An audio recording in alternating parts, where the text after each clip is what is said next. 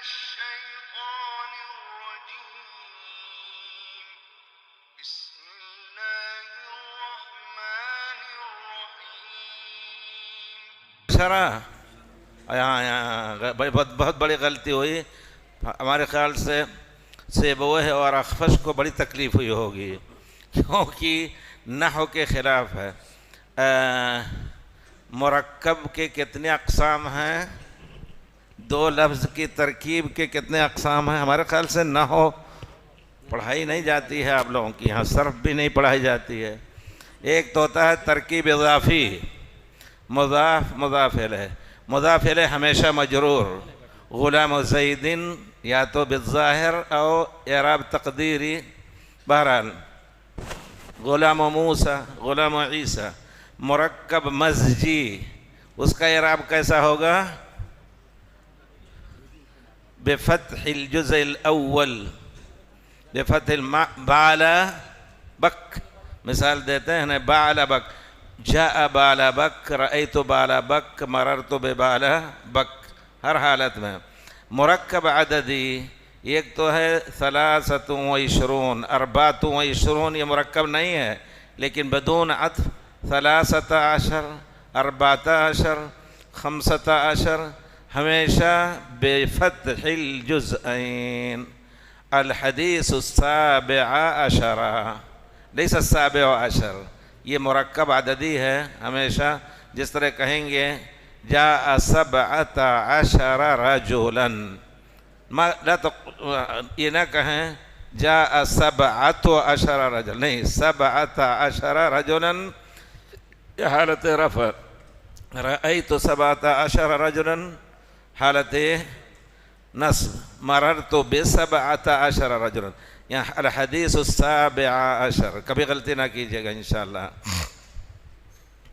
ایوہ عن ابی یعلا شداد بن اوس، بسم اللہ الرحمن الذی، کون پڑھنا ہے؟ عن أبي يعلى شداد بن أوس رضي الله عنه عن رسول الله صلى الله عليه وسلم قال: إن الله كتب الإحسان على كل شيء، فإذا قتلتم فأحسنوا القتل، وإذا ذبحتم فأحسنوا الذبح، وليحد أحدكم شفرته وليرح ذبيحته.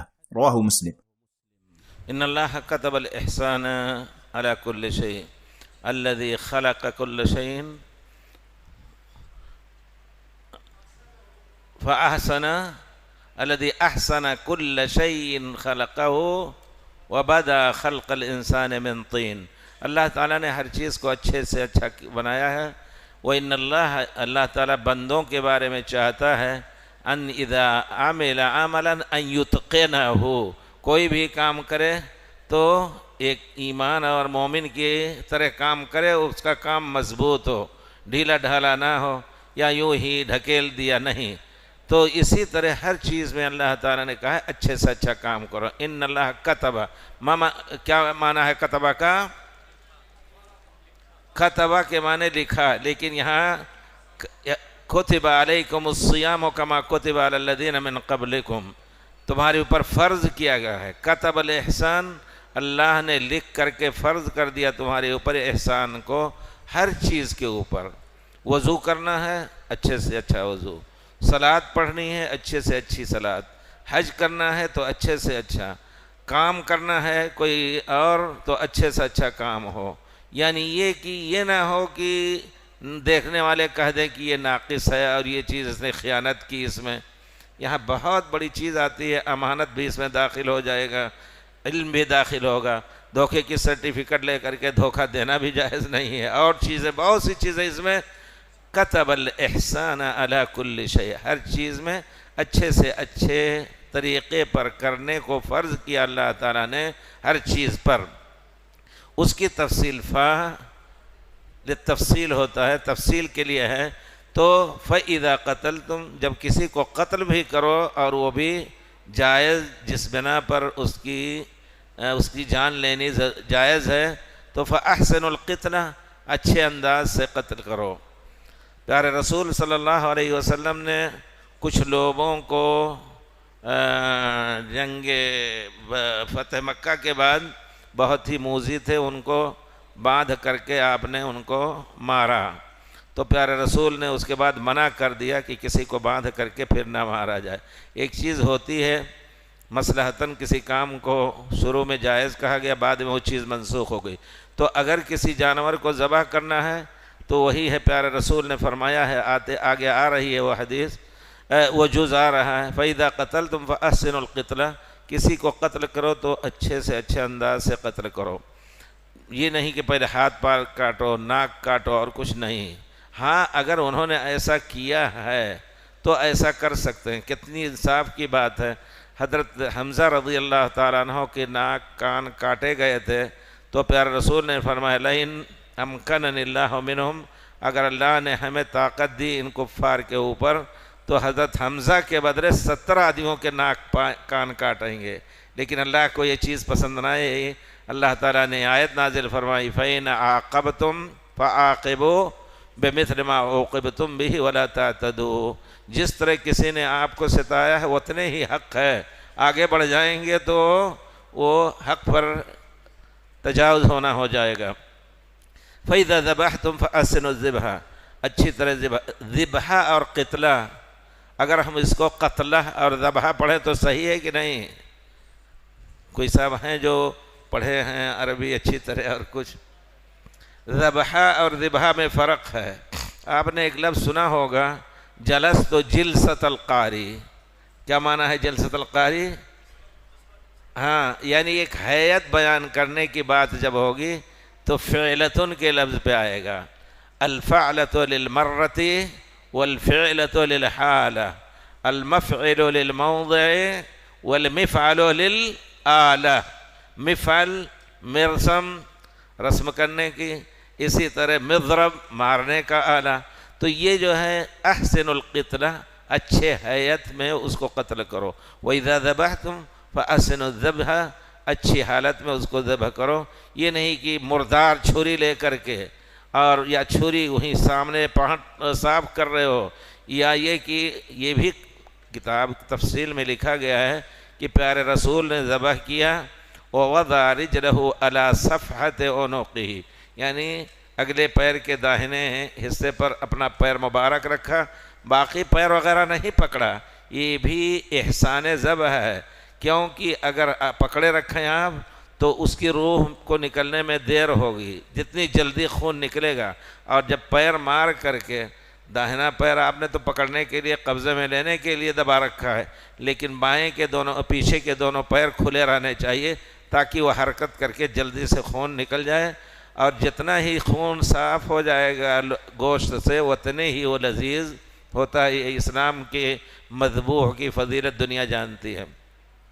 وَإِذَا ذَبَحْتُمْ فَأَحْسِنُوا الذِّبْحَ وَلْيُحِدَّ أَحَدُكُمْ شَفْرَتَهُ وَلْيُرْحِبْهُ، ہر ایک اپنی چھری کو پہلے سے صاف کر لے، تیز کر لے، اور اپنے مذبوحہ کو، اپنے جانور کو جس کو ذبح کر رہا ہے اس کو راحت پہنچائے۔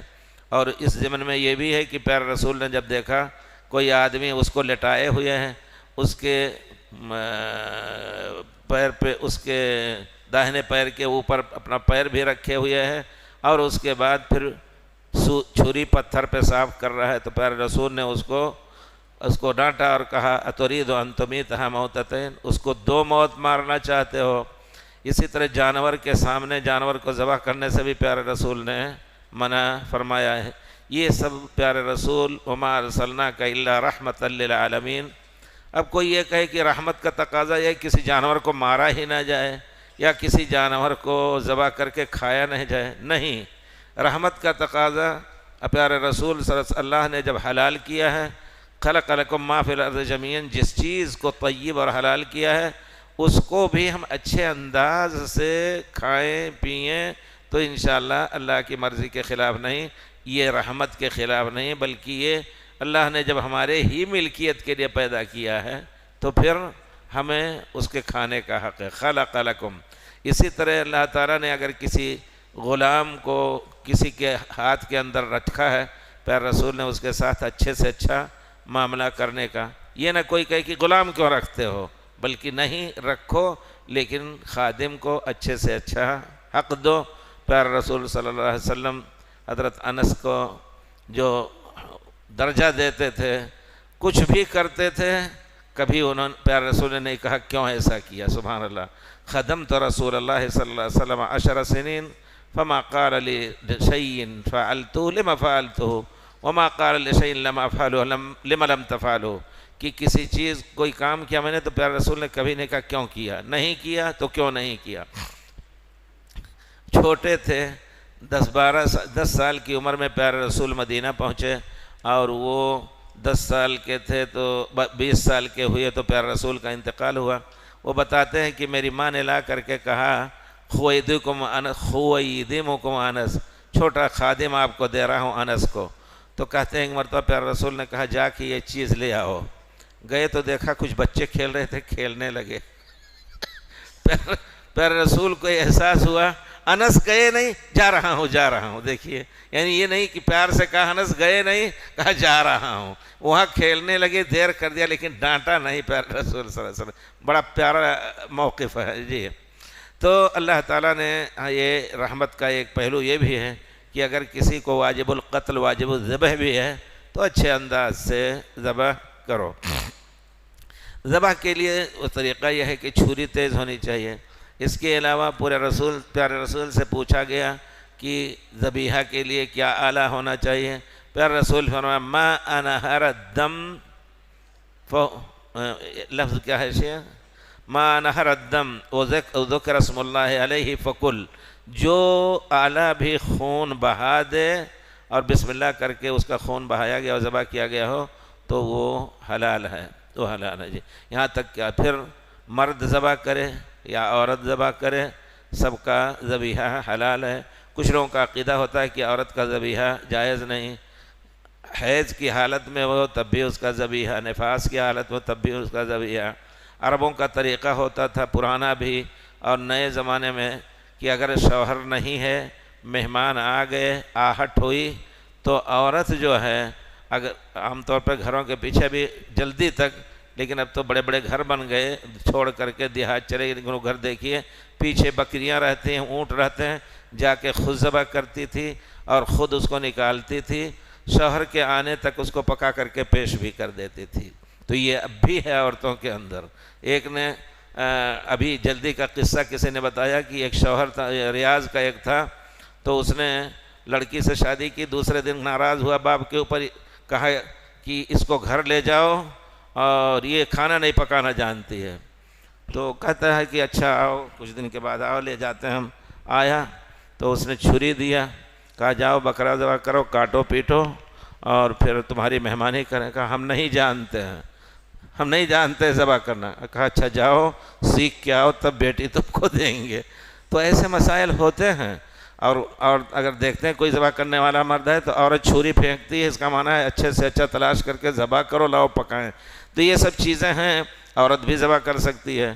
اور اسی طرح تیز ہونا چاہیے یہاں, لیکن سن اور ظفر آلے ذبح جو ہے وہ دانت سے کوئی نہ ذبح کرے, یا کسی جانور کا دانت ہے اس سے نہ ذبح کرے, یا بہت سے لوگ چھوٹی چڑیا وغیرہ ہے تو ناخن کے ذریعے سے یا ناخن کے درمیان پکڑ کر کے اس کا گلا یا اس کی گھانٹی کاٹ دیتے ہیں. یہ چیز جائز نہیں ہے. پیارے رسول صلی اللہ علیہ وسلم نے فرمایا اس کا کھانا حلال نہیں. لیس السن, جو بھی خون بہائے جائز ہے, ہڈی اور ایسی چیز سے نہیں, کیونکہ ہڈی کے بارے میں فرمایا لیس السن والظفر, تو سن میں دانت آتا ہے. اسی طرح ہڈی کی چھری بھی اگر بنی ہے تو اس سے جائز نہیں ہے.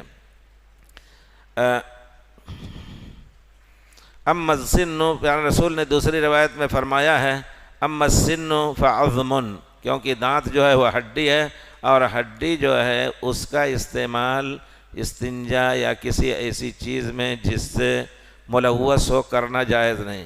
ایک ہڈی پڑی چمک رہی ہے, اس سے استنجا پیارے رسول نے منع فرمایا ہے. آپ جانتے ہیں حدیث شریف میں کیوں, کیونکہ پیارے رسول کے پاس جب جن اکٹھا ہوئے تھے, نصیبین کے جن, تو انہوں نے پیارے رسول سے حلال روزی کے بارے میں پوچھا تو کہا تجدون کل عظم ذکر اسم اللہ علیہ, تو مسلمان جن کوئی بھی ہڈی جس جانور پر ذبح کرتے وقت اللہ کا نام لے کر کے ذبح کیا گیا ہے, اس ہڈی کو تم بھرے ہوئے گوشت کے ساتھ پاؤ گے.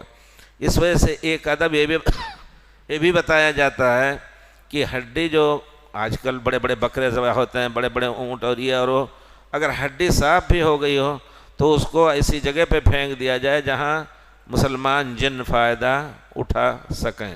یہ حقیقت ہے۔ پیارے رسول نے صحیح حدیث میں پیارے رسول نے فرمایا تجدون کل عظم ذکر اسم اللہ علیہ فہو تجدون کل عظم ذکر اسم اللہ علیہ مکسوا باللحم، گوشت بھرا ہوا وہ ہڈی پاؤ گے۔ تو اس وجہ سے ہڈیوں کا بھی تھوڑا سا اہتمام چھت پہ ڈال دیجیے، اللہ کے نیک بندے کھا لیں گے انشاءاللہ۔ اور برے شیطان ایسے جانور کوئی ہڈی کو نہیں کھا سکتے ہیں، اس میں گوشت نہیں پائیں گے جس کو بسم اللہ کر کے ذبح کیا گیا ہو۔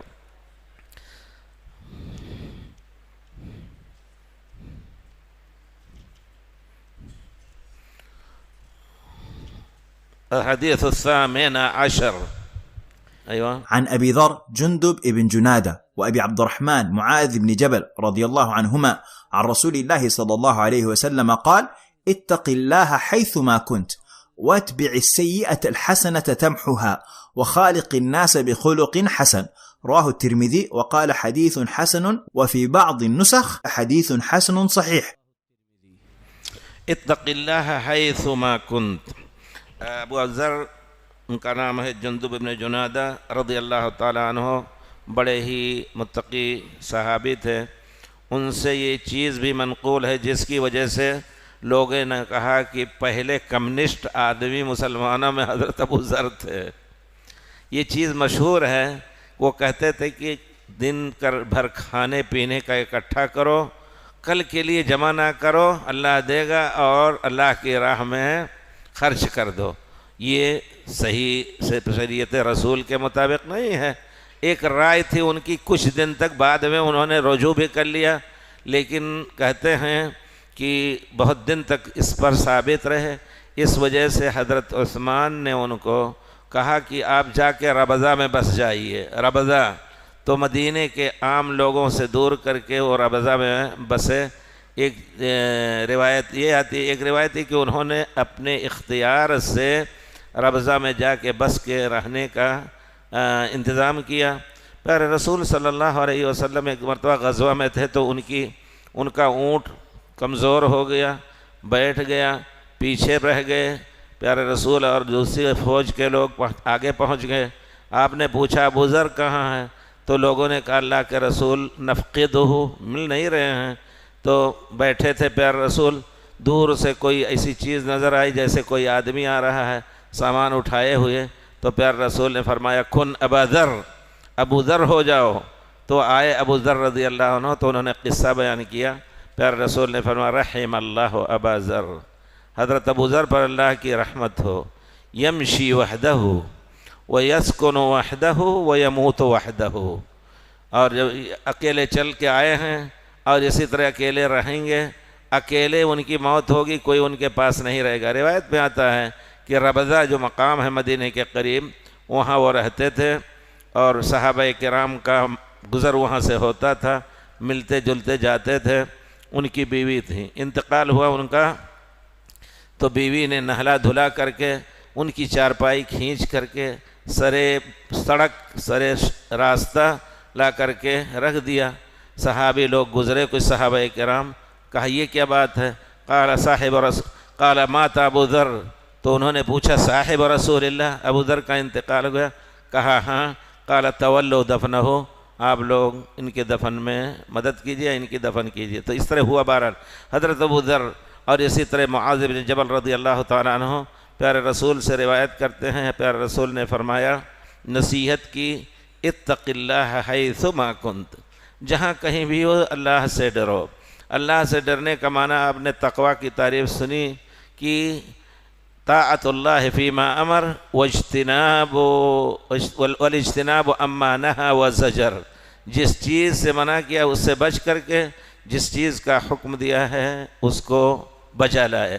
اس میں پورے احکام تکلیفیات، صلاۃ، زکوٰۃ، حج، اچھے اخلاق اور لوگوں کی مہمانی، لوگوں کا اور جو کچھ ہوتا ہے، حیث ما کنت، جہاں کہیں بھی رہو، جہاں کہیں بھی رہے گو۔ اس کا معنی یہ ہے کہ تنگ سے تنگ زندگی ہو، کشادہ سے کشادہ زندگی ہو، بھری مصیبت کی زندگی ہو، اللہ سے تقوی برتتے رہو. فاتقوا اللہ ما استطعتم، خدا نہ خواستہ کہیں اگر الٹے لٹکا دیا ہے کسی دشمن نے ان کو، تب بھی وہاں جس طریقے سے نماز پڑھ سکتے ہیں پڑھیں، جس طریقے سے اللہ کا ذکر کر سکتے ہیں کریں، ان کی نماز ادا ہو جائے گی. مسافر ہے یا بیمار ہو گیا بیٹھ کے پڑھے، بیٹھ کے نہیں تو لیٹ، یعنی حیث ما کنت، یہ اشارہ ہے کسی حالت میں بھی ہو اللہ سے ڈرتے رہو. ومن یتق اللہ یجعل لہ مخرجا ویرزقہ من حیث لا یحتسب. تو گویا اگر انسان ہمیشہ، یقیناً اللہ تعالیٰ رحیم کریم ظالم نہیں ہے، اگر وہ اللہ کی عبادت میں زندگی گزار رہا ہے، اپنی ہر سانس اللہ کی اطاعت میں گزارنا چاہتا ہے، تو اللہ ظالم نہیں ہے. اللہ کے ایسے بندے ہوتے ہیں کہ اگر دعا کریں تو اللہ تعالیٰ ان کی دعا قبول کر لیتا ہے، اور اگر قسم کھا لیں کہ اللہ تعالیٰ یہ کام تو ضرور کر دے تو اللہ تعالیٰ کر دے. لو اقسم علی اللہ لا بر. تو آدمی کو چاہیے کہ اچھے سے اچھا بن کر کے اللہ کی اطاعت کے ذریعے دنیا میں زندگی گزارے، پھر انشاءاللہ والعاقبۃ تقین، عاقبت بھی آخری انجام بھی اچھے سے اچھا ہوگا انشاءاللہ. اتق اللہ حیث ما کنت واتبع السیئۃ الحسنہ تمحوها. اگر کوئی برائی کی تو اس کے بعد نیکی کر لو، یہ نیکی اس برائی کو مٹا دے گی. محا یا محو کر دے گی. اتبع السیئہ، برائی کر کے اس کے بعد نیکی کرو، تمحوها، تو اللہ تعالیٰ اس کو مٹا دے گا. اس کے معنی بھی بہت وسیع ہیں. کوئی شخص اگر گناہ کر رہا ہے تو اس کا تقاضا کیا ہے؟ والذین اذا فعلوا فاحشۃ او ظلموا انفسهم ذکروا اللہ فاستغفروا لذنوبهم. تو یہاں یہ بھی ایک بہت بڑا نیکی کا کام ہے کہ فوراً اللہ کے سامنے رو کر کے گڑ گڑا کر کے آنسو کے ذریعے سے اپنا یہ گناہ دھو دے. ان الحسنات یذھبن السیئات اتبع السیئۃ الحسنۃ تمحوها. یہ نیکی بعد کی برائی کو مٹا دے گی. ایک صحابی صحیح حدیث میں ہے کہ پیارے رسول کے پاس آئے. غلطی ہر ایک کر سکتا ہے، کوئی یہ نہ کہے کہ وہ غلطی سے بری تھے، لیکن غلطی کا اور عدالت اور دیانت کا تقاضا یہ ہے کہ غلطی کرے فوراً اس سے توبہ کر لے. تو صحابہ کو کہا جاتا ہے کہ وہ سب نیک تھے، دیانتدار تھے، انہوں نے بھی غلطی کی لیکن فوراً وہ اپنے کو پاک کر لیتے تھے. پیارے رسول جب تھے وَلَوْ أَنَّهُمْ إِذ ظَّلَمُوا أَنفُسَهُمْ جَاءُوكَ فَاسْتَغْفَرُوا اللَّهَ وَاسْتَغْفَرَ لَهُمُ الرَّسُولُ لَوَجَدُوا اللَّهَ تَوَّابًا رَحِيمًا. پیارے رسول ان کے درد کا مداوا، جاتے گناہ کیا فوراً دربار رسول میں حاضر ہو کے یا رسول اللہ انی زنیت فطہرنی. سبحان اللہ. اور دوسرے صحابی آئے، کہتے ہیں اللہ کے رسول میں ایک عورت مجھے ملی، میں نے اس کے ساتھ سب کچھ کر لیا سوائے یہ کہ ہم نے جمع نہیں کیا، یعنی زنا نہیں کیا. بوس کنار پکڑنا اور سب کچھ کر لیا. پیارے رسول نے، اب دیکھیے یہ بھی ہے کہ اس کے اوپر ستر کیا. ایسے میں فقہ کی کتابوں دیکھا جائے کہ اگر حاکم وقت یہ سوچتا ہے کہ اس کی تادیب کی جائے تو کوڑے بھی لگا سکتا ہے، لیکن نہیں، جب تنہائی میں اس نے آ کر کے کہا تو آپ نے ستر کا پہلو اختیار کیا. قاضی کے پاس اگر کوئی اس کا معاملہ لے جائے کہ ہم دونوں نے دیکھا کہ یہ فلاں عورت کے ساتھ تنہا بیٹھا اور بوس و کنار کر رہا تھا، تو قاضی کو حق نہیں کہ اب چھپائے اس کو، کیونکہ ان کے پاس پہنچ گیا.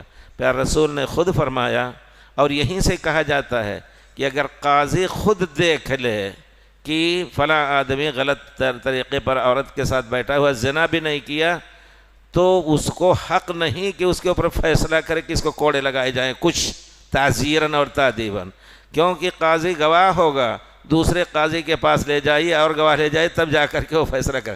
تو گویا ایک عام قاعدہ ہے کہ اگر حاکم وقت کے پاس بھی آدمی آتا ہے تنہائی میں اور اس سے اعتراف جرم کر لیتا ہے تو حاکم وقت کو حق ہے بلکہ ستر کرے، ستر کر کے اس کو اچھے سے اچھا پاک ہونے کا طریقہ بتا دے. تو پیارے رسول کے پاس آیا، کہتے ہیں اللہ کے رسول ہم نے سب کچھ کر لیا سوائے یہ کہ اس کے ساتھ ہم بستری نہیں کی۔ تو پیارے رسول نے فرمایا ابھی فجر ہم لوگوں کے ساتھ پڑھی ہے تم نے نا؟ کہا ہاں اللہ کے رسول۔ پیارے رسول نے فرمایا اللہ تعالیٰ سے توبہ کرو، اللہ معاف کر دے گا، ان الحسنات یذہبن السیئات۔ ابھی فجر پڑھی ہے، اللہ نے اس فجر کے پڑھنے کی وجہ سے تمہارا گناہ اللہ نے وہ معاف کر دیا۔ اس کا معنی یہ ہے کہ توبہ کے بغیر بھی بہت سے گناہ الحمدللہ معاف ہو جاتے ہیں، لیکن آدمی جس چیز کا ذکر اس کے ذہن میں ہو ضرور اس سے توبہ کرے۔ بھول گیا غلطی کر کے تو انشاءاللہ اعمال حسنہ سے بہت سے گناہ معاف ہو جائیں گے۔ کچھ لوگوں کا کہنا السلام علیکم، جنہوں نے اپنے کارز اور بائکس روڈ پر رکھے ہیں پولیس ٹو کر کے جا رہی ہے، تو ادباً گزارش ہے کہ ہم نے دھرمونت کالج 3 دن کے لیے پارکنگ کے لیے لے رکھے ہیں الحمدللہ۔ آپ اپنی اپنی کار یا بائکس جو کچھ بھی روڈ پر رکھے ہیں دھرمونت کالج کی پارکنگ میں رکھ دیں، پارک کر کے آئیں، مہربانی کریں، آپ کی گاڑی کوئی اٹھا کے نہ لے جائے۔ اماطۃ الاذی عن الطریق، اماطۃ الاذی عن الطریق کیجیے، جائیے ہٹائیے، ایمان میں داخل ہے یہ چیز، لوگوں کو تکلیف نہ ہوئے، صحیح بات ہے۔ وَأَتْبِعِ السَّيِّئَةَ الْحَسَنَةَ تَمْحُهَا وَخَالِقِ النَّاسَ بِخُلُقٍ حَسَنٍ۔ خالق الناس، خالق یخالق مخالقتاً، اچھے اخلاق پیش کرنا۔ مخالقہ میں کس باب سے ہے؟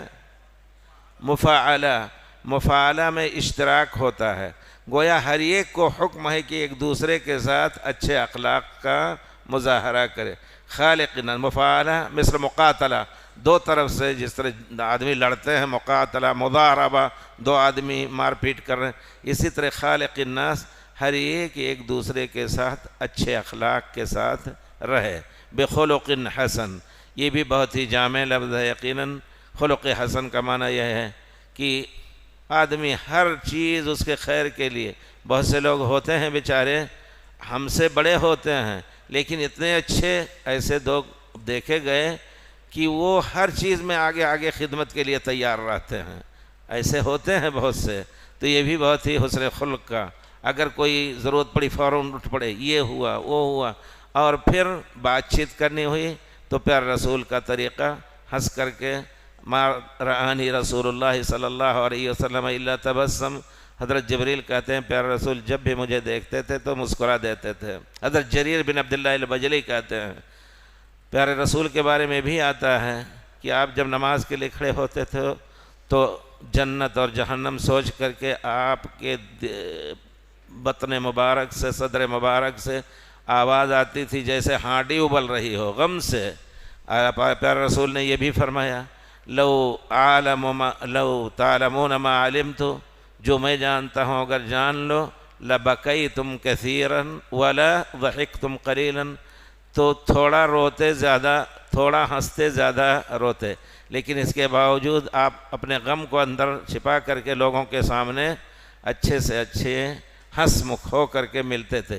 یہی ایک مسلمان کو کرنا چاہیے کہ دل درد سے دہک رہا ہے لیکن دوسرے کو کے دل کو بھی دردمند نہیں کر رہا ہے، بتا نہیں رہا کیا، اگر ہاں کوئی ایسا آدمی ہے جو ہمارے درد کا میں مدد کر سکتا ہے تو ذکر کرے، ورنہ اپنے بیوی بچوں سے بھی ذکر کرنا اچھا نہیں ہے تاکہ ان کو آپ ان درد میں شریک نہ کریں، بیچارے غم نہ اٹھائیں۔ یہ اچھے اخلاق کا بہرحال تقاضا۔ وخالق الناس بخلق حسن۔ شعبی کے بارے میں آتا ہے، امام شعبی، ان کا نام تھا عامر ابن شراحیل الشعبی، بہت بڑے تابعی اور بہت بڑے عالم۔ وہ کہتے ہیں کہ 40 سال سے میں ایک آنکھ سے صرف دیکھ رہا ہوں، لیکن میں نے اپنے بیوی کو بھی نہیں بتایا کہ ان کو تکلیف ہوگی۔ عجیب، سبحان اللہ، 40، ہاں بہت سے لوگ ہوتے ہیں آنکھ کھڑی رہتی ہے لیکن اس سے نظر نہیں آتا، تو صاف کہا انہوں نے 40 سال سے یا 30 سال سے میں ایک آنکھ سے صرف دیکھ رہا ہوں، لیکن اپنی بیوی کو بھی نہیں بتایا میں نے کہ وہ غمگین نہ ہو۔ دیکھیں کس قدر عورتوں کا خیال اور احترام کرتے تھے لوگ، ہمارے سلف رضوان اللہ علیہم اجمعین۔ وخالق الناس بخلق حسن، خلق جو ہے اخلاق، اس میں کوئی شک نہیں، اگر اچھے ہیں اللہ تعالیٰ نے اس کو، جیسے اشج عبد القیس ایک تھے، پیارے رسول کے پاس عبد القیس کا قبیلہ وفد بنا کر کے آیا، تو اس میں ایک صاحب تھے اشج، اشج کہتے ہیں سر پہ چوٹ لگی ہو، کبھی تلوار لگی ہو تو اس کا اثر گہرا. تو سب آئے تو پیارے رسول کو دیکھ کر کے ایسے بے خود ہوئے، بے ہوش ہوئے، سب اونٹ اور اپنا سب کچھ چھوڑ کر کے گئے پیارے رسول کے پاس، اور آپ کے کو سلام کیا اور ادب سے بیٹھ گئے. جو کچھ ہو جلدی میں، اونٹ چھوٹ گئے ہیں، کھڑے ہیں، لدے ہوئے ہیں. اور اشج عبد القیس تھے، گئے اپنے اونٹ کو بیٹھایا آرام سے. کجاوا حدیث شریف میں ہے کہ اونٹ پر سوار ہو تب تو کجاوا رکھو، اور بیکار میں اس کو کھڑا رہے اور تم بھی رکنے کا 1 گھنٹہ 2 گھنٹہ ارادہ ہے تو اس کی پیٹھ پہ نہیں، اس کو بھی آرام کرنے دو. وہ گئے، کجاوا اتارا، اس کے بعد عیبتہ جھولا نکالا اپنا، اس میں سے اچھا کپڑا پہنا، بڑے آرام سے سب لوگ، کتنا صبر ان کے اندر. آئے اور پیارے رسول سے بڑے ادب سے سلام کر رہے ہیں. تو پیارے رسول نے کہا یا ان فیک خصلتین یحبہم اللہ ورسولہ، تمہارے اندر 2 خصلت، 2 عادت ایسی ہے کہ اللہ اور رسول اس کو پسند کرتے ہیں. قال ما ہما یا رسول اللہ، کون سی وہ 2 خصلتیں ہیں؟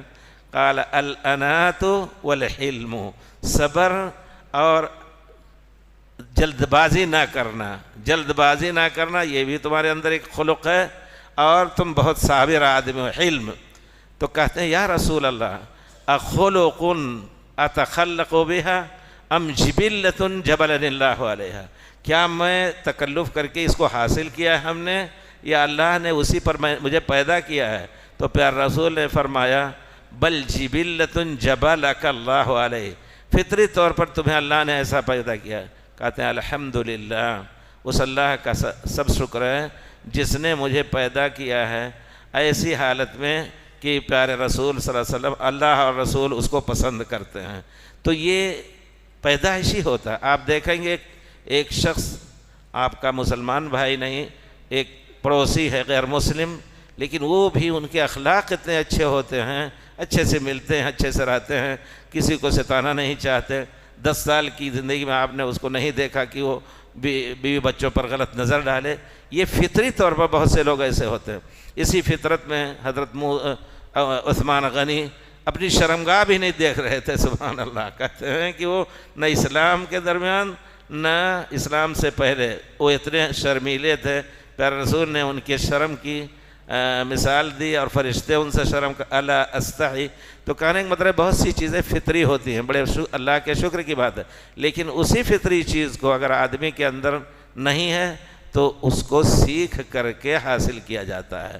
تو یہ جو ہے خلق جو ہے انما الخلق بالتخلق، یہ حدیث صحیح مرفوع پیارے رسول سے نہیں ہے، مجھے یاد آتا ہے یہ کسی صحابی کا قول ہے کہ خلق جو ہے وہ اچھے اخلاق سیکھ کر کے آتے ہیں. اب ظاہر بات ہے اسلام بہت سے اخلاق لے کے آیا تو اب اس کو سیکھنا پڑے گا. اس وجہ سے آدمی کو چاہیے کہ مکارم الاخلاق جتنے ہیں اچھے اخلاق ان کو سیکھ کر کے اور پھر لوگوں کے ساتھ ان کے اچھے اخلاق سے معاملہ کرے، جس کا حکم پیارے رسول نے دیا ہے وَخَالِقِ النَّاسَ بِخُلُقٍ حَسَنٍ. جی عن ابی العباس عبد اللہ، نہیں الحدیث رقم کم، حدیث نمبر کیا ہے پڑھیے؟ حدیث 19. الحدیث 19 بھولیے نہیں، مبنی علی جزء فتح الجزئین فی کل حال، فی حالت الرفع، فی حالت النصب، فی حالت الجر. الحدیث 19 قرأت الحدیث 19 وكتبت أو درست اليوم في الحديث 19. نعم.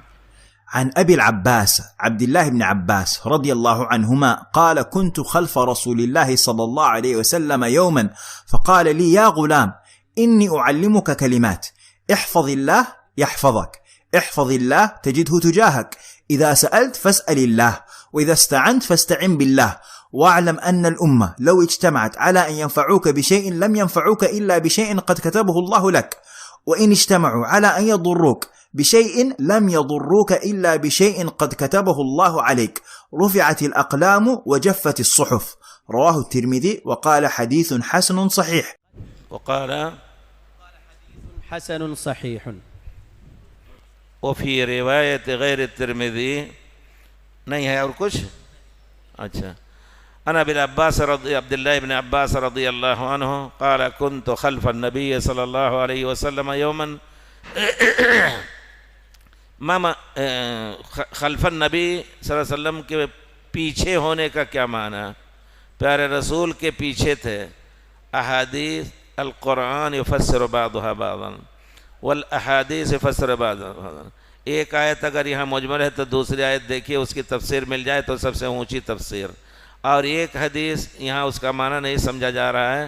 تخریج حدیث کا فائدہ یہی ہے کہ ایک حدیث کو جتنا ہے آج کل یہ جو یہ نکلے ہوئے ہیں کیا نام ہے کمپیوٹر وغیرہ، اس سے بڑا فائدہ یہ ہے کہ آپ احفظ اللہ اگر کمپیوٹر پہ لکھیں تو کتنی کتابوں میں ہے، کس لفظ کے ساتھ ہے، تھوڑا سا آگے پیچھے سب سامنے آ جائے گا.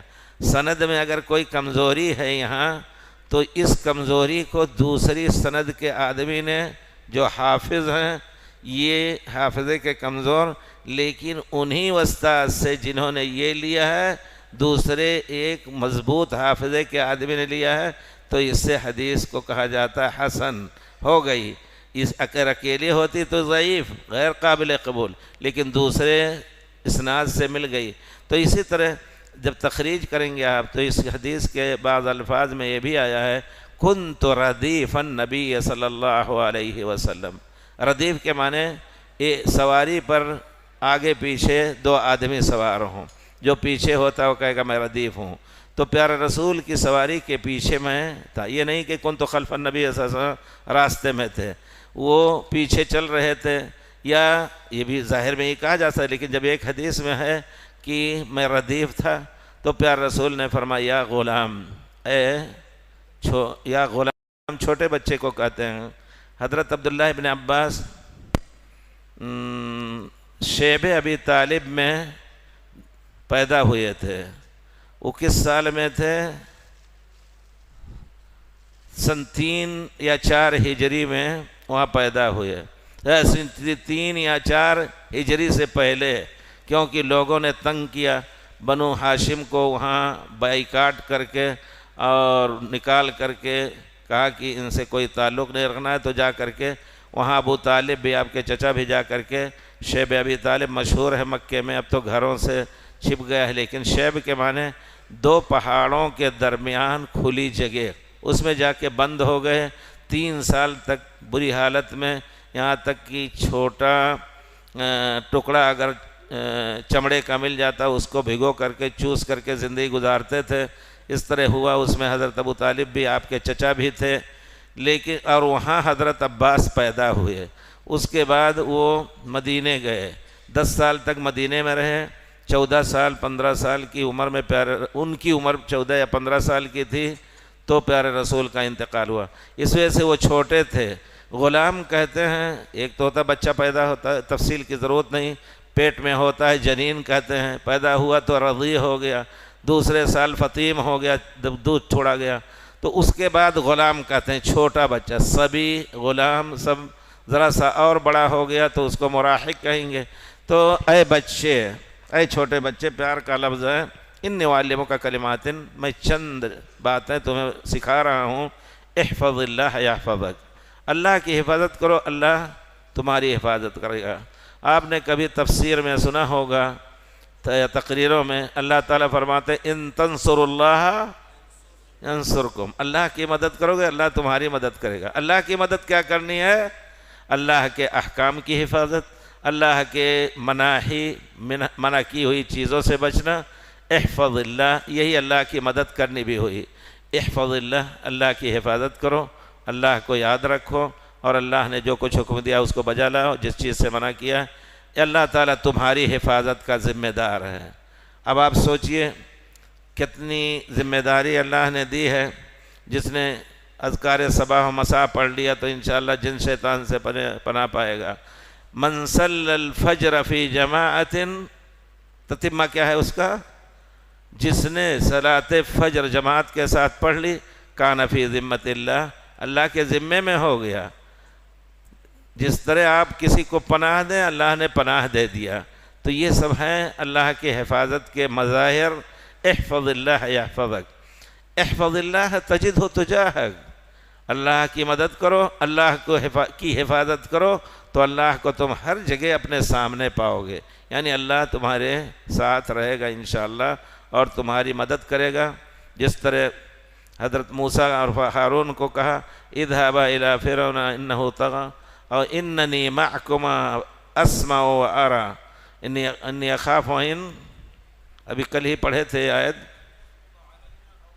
انی اخاف ان یفرط علینا او ان یطغى قال لا تخافا اننی معکما اسمع و ارى۔ یہاں بھی وہی معنی ہے کہ اللہ تمہارے سامنے ہمیشہ رہے گا، تمہاری مدد کرے گا انشاءاللہ۔ اذا سألت فاسأل اللہ، کوئی بھی کام ہو، اس کو عموم کا درجہ بھی دیا جا سکتا ہے۔ آپ سے ہمیں کوئی ضرورت ہے، جس چیز کی آپ کو طاقت ہے آپ سے اس کی مدد ہم لے سکتے ہیں۔ اذا سألت فاسأل اللہ واذا استعنت فاستعن باللہ، تو پہلے ہم اللہ سے مانگ لیں اللہ تعالی ہمیں یہ چیز دے دے، اور فلاں کو ہم اس کا وکیل بنا رہے ہیں اس کو توفیق دے کام پورا کر دے، یہ بھی ہے معنی۔ وَإِذَا اسْتَعَنْتَ فَاسْتَعِنْ بِاللَّهِ، جب کہیں مدد کی ضرورت ہو تو اللہ ہی کی مدد مانگو۔ بہت سے کام ایسے ہوں گے کہ اپنے بھائیوں کے ذریعے سے مکمل کرانا ہے، پھر بھی اے اللہ تعالیٰ اس کام کے پورے ہونے میں مدد کر، پھر آپ کہیں گے فلاں کو یہ کام کر دو۔ تو گویا ایاک نعبد و ایاک نستعین، ہر چیز میں اللہ کی مدد، اگرچہ اس میں کسی سے مدد لینی ہے، اگر اللہ نے اس کے دل میں نہیں ڈالا تو ہماری مدد نہیں کرے گا۔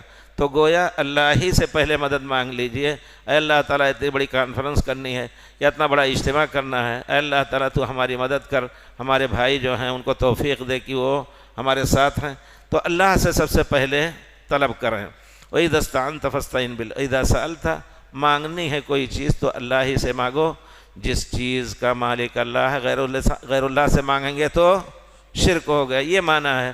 اور اگر کوئی چیز جس کا مالک انسان ہے اس سے طلب کیا جا سکتا ہے، ہمارے لیے پانی لے آؤ، پیارے رسول صلی اللہ علیہ وسلم جب مدد لیتے تھے یا یہ کہ طلب کرتے تھے کسی چیز کی بات صحابہ سے، عروہ بن کون ہے، عروہ البارقی رضی اللہ عنہ سے پیارے رسول نے کہا یہ دیکھو 2 دینار لے جاؤ، جا کر کے قربانی کا بکرا خرید لاؤ۔ گئے وہ، اب دیکھیے یہاں مدد لی پیارے رسول نے، لیکن سب سے پہلے اللہ سے مدد تو ہمیشہ ہر چیز میں پیارے رسول کی تھی۔ تو کہا جا کر کے لے آؤ 2 دینار میں بکرا۔ گئے تو انہوں نے 2 بکرے خرید لیے، تھوڑی دیر میں 1 بکرا 2 دینار میں بیچ دیا، 1 بکرا ہانکے لے جا رہے ہیں اور 2 دینار بھی پیارے رسول کے سامنے ڈال دیا۔ کہا کیا یہ خریدا نہیں؟ کہا اللہ کے رسول ایسا کیا ہم نے۔ تو پیارے رسول نے آپ کے لیے دعا کی بارک اللہ فیک۔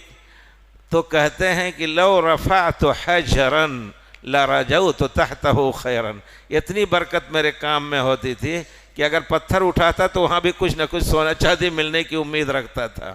تو ایسا ہے۔ بہرحال وَإِذَا اسْتَعَنْتَ فَاسْتَعِنْ بِاللَّهِ وَاعْلَمْ، اور یہ یقین رکھو، علم نہیں جاننا نہیں صرف ہے، علم کے ساتھ ایمان، کیونکہ علم سب سے پہلے درجے پر ہے۔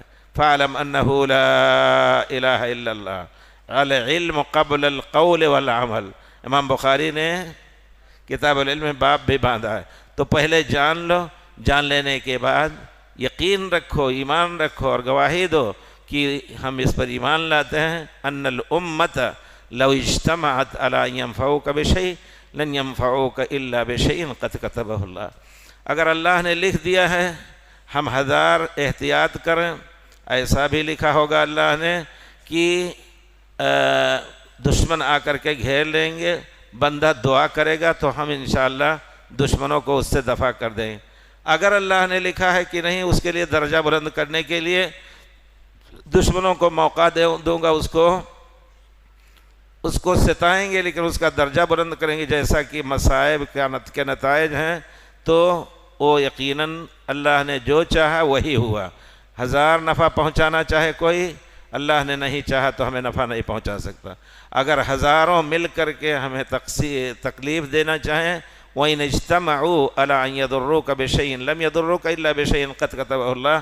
جس چیز کو اللہ نے مقدر کیا ہے اتنا ہی ہمیں تکلیف پہنچا سکتے ہیں، اتنا ہی ہمیں نفع پہنچا سکتے ہیں. اللہ نے نہیں چاہا نفع اور نقصان کا تو کوئی نفع بھی نہیں پہنچا سکتا، اس پر یقین رکھو. پیارے رسول کو جب کہا گیا ان الناس قد جمعوا لكم فاخشوهم وقالوا ان الناس قد جمعوا لهم فاخشوهم فزادهم ایمانا وقالوا حسبنا اللہ ونعم الوکیل. جب کہا گیا پیارے رسول اور صحابہ سے کہ غزوہ احزاب میں آج چاروں طرف کے لوگ ٹولیاں بنا کر کے غطفان اور یہودی اور مکے کے لوگ سب اکٹھا ہو گئے ہیں، تو مومنین نے یہی کہا کہ حسبنا اللہ ونعم الوکیل، اللہ کافی ہے، اللہ نے چاہا تو ہمارا بال بیکار نہیں کر سکتے. تو یہ ہونا چاہیے، آدمی کو گھبرا کر کے وقت سے پہلے نہیں مرنا چاہیے. حالات ایسے آ سکتے ہیں، لیکن اللہ سے مدد لے کر کے انشاءاللہ اپنی حفاظت کریں. بسم اللہ. وَإِنِ اجْتَمَعُوا عَلَىٰ أَن يَضُرُّوكَ بِشَيْءٍ لَمْ يَضُرُّوكَ إِلَّا بِشَيْءٍ قَدْ كَتَبَهُ اللَّهُ عَلَيْكَ رُفِعَتِ الْأَقْلَامُ. لکھ کر کے قلم اٹھا لیا گیا ہے، فارغ ہو گیا، اب اس میں نئی چیز کوئی ڈالنی نہیں ہے. وَجَفَّتِ الصُّحُفُ، روشنائی بھی سوکھ گئی، اس کو نہیں مٹایا جا سکتا. گویا اللہ کا نوشتہ وہ ہو کے رہے گا، اللہ نے لکھا ہے جو. تو اس سے تقدیر کا جو کل پرسوں میں نے اس کی تفسیر کی تھی، اس سے اس کا معارضہ نہیں ہو رہا ہے. اللہ نے لکھا ہوگا کہ دشمن اگر آئیں گے اور وہ ہم سے مدد مانگے گا تو ہم اس کی مدد کر دیں گے. قلم سوکھ گیا وہاں، وہی ہونا ہے. اگر نہیں مدد مانگے گا تو پھر اس کو دشمن تکلیف پہنچا سکتے ہیں. تو اس میں ان احادیث میں کہ تقدیر کا جو معنی ہے کہ اللہ نے اپنے علم سے لکھ دیا ہے، اور کبھی تقدیر معلق بھی ہوتی ہے. من احب، جو یہ چیز پسند کرتا ہو، ان ينسأ له فی اثرہ ویبارک له فی رزقہ، کہ جس کی عمر لمبی ہو اور اس کی روزی میں برکت ہو تو کیا کرے؟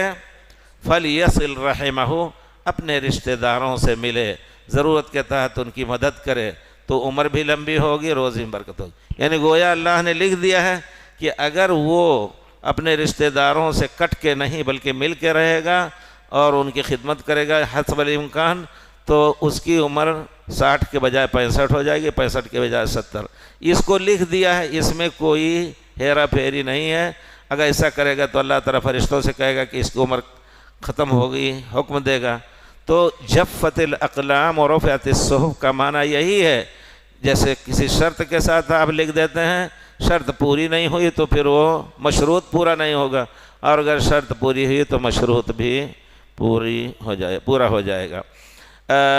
جفت الصحف، یہ یہاں ایک روایت میں حدیث حسن صحیح، قال حدیث حسن صحیح، یہ پہلی مرتبہ ہمارے خیال سے ذکر کیا ہے ترمذی نے.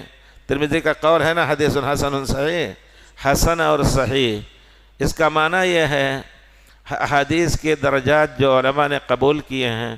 ایک تو صحیح حدیث جس کے راوی دیانتدار، حافظے کے پکے اور ایک دوسرے سے سنو ہو، متصل السند، اس میں کوئی چھپی ہوئی کمزوری کا سبب نہ ہو. بہت سے ہوتے ہیں کہ ایسا سبب ہوتا ہے کہ بیٹے نے باپ سے بیان کیا، آپ سمجھیں گے سنا ہوگا، لیکن آپ ایک فہرست دیکھ سکتے ہیں کہ بہت سے بیٹے محدثین کے ایسے رہے کہ اپنے باپ سے سنا ہی نہیں حدیث. چھوٹے تھے، ہو سکتا ہے نانا کی ہاں ان کی زندگی گزر رہی ہو، یا یہ کہ بعد میں پیدا ہوئی، لیکن باپ اور بیٹا اپنے باپ سے ایسے لفظ سے ذکر کرتا ہے ان ابی ہی، اس میں یہ احتمال ہے سنا ہو نہ سنا ہو. تو کہنے کا مطلب یہ ہے کہ جب حدیث پورے طور پر اپنے اس شروط صحت پر ہو، من روا ما رواہ عدل، عدالت اور دیانت کا آدمی ہو، یعنی نماز روزہ اور دوسرے اخلاق میں، اور خوارم المروءہ کا لفظ آتا ہے اس سے بھی پاک ہو. عدل تام الضبط، حافظے کا مضبوط ہے، پورا حافظہ اس کا پکا ہے. 100 حدیث روایت کرتا ہے، 100 حدیث صحیح ہے. یہ 100 حدیث اس کی کیسے معلوم ہوئی کہ صحیح ہے؟ اتنے آدمی بیٹھے ہیں، طریقہ یہ ہوتا تھا کہ محدث لکھاتے تھے اور وہ لکھ کر کے پھر حفظ کرتے تھے۔ اس میں 15 آدمی ہیں، 15 نے حدیث کو ایک خاص لفظ کے ساتھ ذکر کیا ہے، اور وہ تیسرے نے بھول کر کے غلطی سے کیسے سب کی مخالفت کر دی۔ اس کا معنی ہے کہ یہ 10 آدمی وہ سب حافظے کے پکے ہیں، ایک آدمی نے غلطی کی، کچھ ان کی مخالفت کر دی۔ اس طرح وہ پہچانا کرتے تھے کہ یہ حافظے کا پکا ہے، اور پھر متصل سند ہر ایک سے دوسرے نے سنا ہو، ایسا نہ ہو کہ استاد مر گیا بعد میں وہ پیدا ہوا، نہیں، متصل سند ملی ہوئی سند ایک سے دوسرے سنا ہو، اور کوئی چھپا ہوا سبب نہ ہو۔ چھپا ہوا سبب یہ ہو سکتا ہے، مثلا اس کی ایک مثال یہ لیں کہ نام ہے محمد بن عبداللہ راوی کا، کسی نے کہا حدثنا محمد بن عبداللہ بن الحسن، اور اسی نام سے یہ راوی حافظے کا ہے، دوسری جگہ اسی ہی سند سے وہ آتا ہے آدمی محمد بن عبداللہ بن الحسن، وہ حافظے کا کمزور ہے۔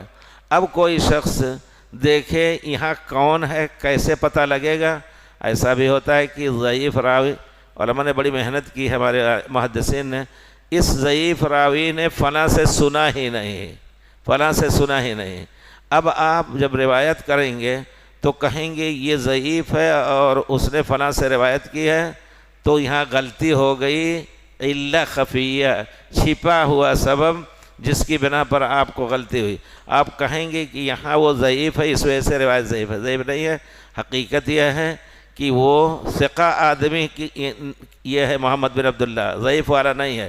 اس کے برعکس کبھی ثقہ کو آپ ضعیف کو ثقہ کہہ دیں گے تو حدیث کو صحیح مانی جائے گی، ثقہ کو ضعیف کہہ دیں گے تو وہ جگہ جو ہے اسی سند میں ہے اور اسی استاد سے لیا ہے، نام دونوں کا ایک ہے۔ ایسے میں بڑی محنت کرنی پڑتی ہے، علت کہتے ہیں اس کو، یعنی کمزوری کے سبب کو پہچانے کے لیے۔ بہرحال تو حدیث صحیح ہے جس میں کوئی کھوٹ نہ ہو۔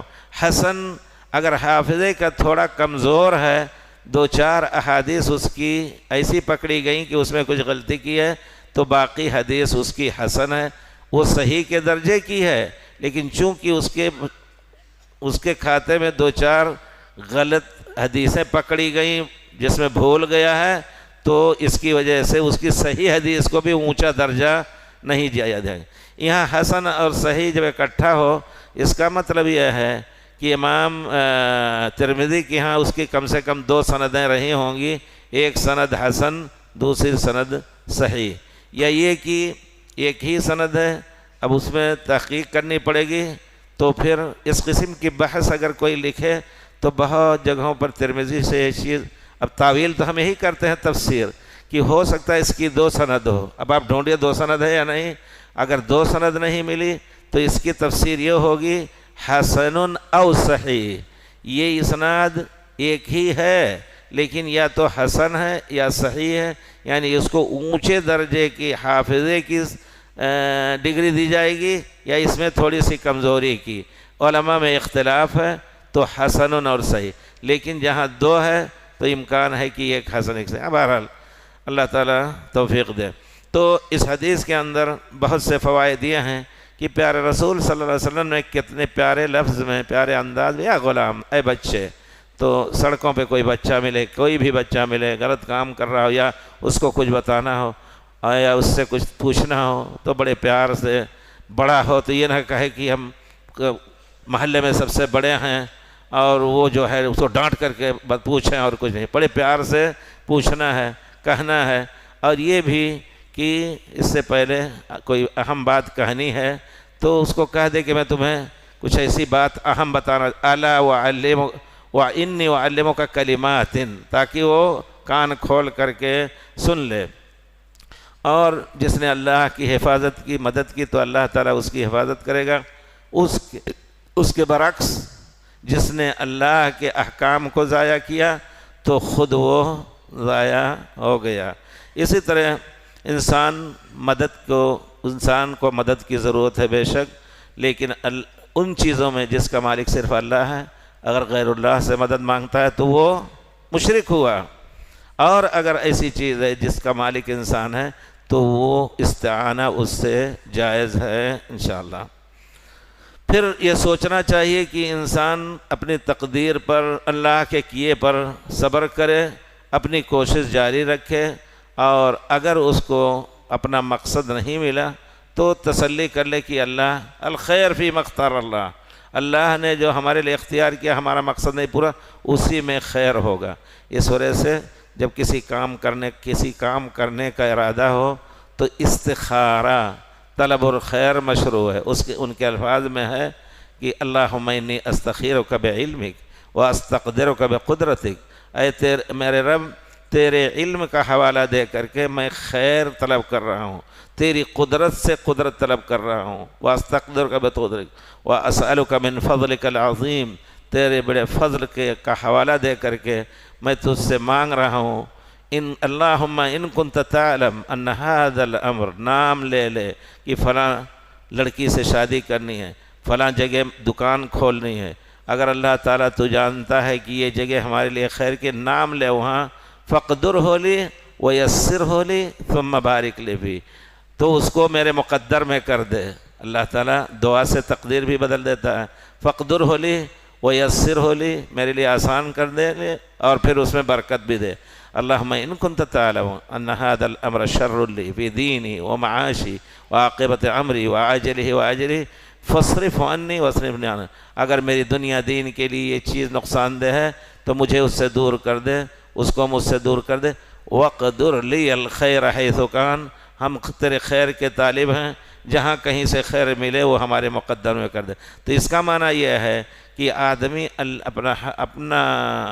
اپنا حوالہ اللہ کے حوالے اپنے کو کر دے، اور اگر اللہ تعالیٰ چاہتا ہے تو چیز مکمل ہو رہی ہے، خوشی کا اظہار کرے، الحمدللہ الذی بنعمتہ تتم الصالحات، اللہ ہی کی نعمت سے کام مکمل نہیں ہوا، قدر اللہ ما فعل۔ جی، تو مصیبت اگر اس میں آئی تو بندہ کم سے کم تسلی کر لے گا کہ اللہ نے ایسے ہی چاہا، ہم اسی کے ہیں، جیسا چاہے کرے، یہ کتاب ہماری، ہم پھاڑیں یا اس کو رکھیں۔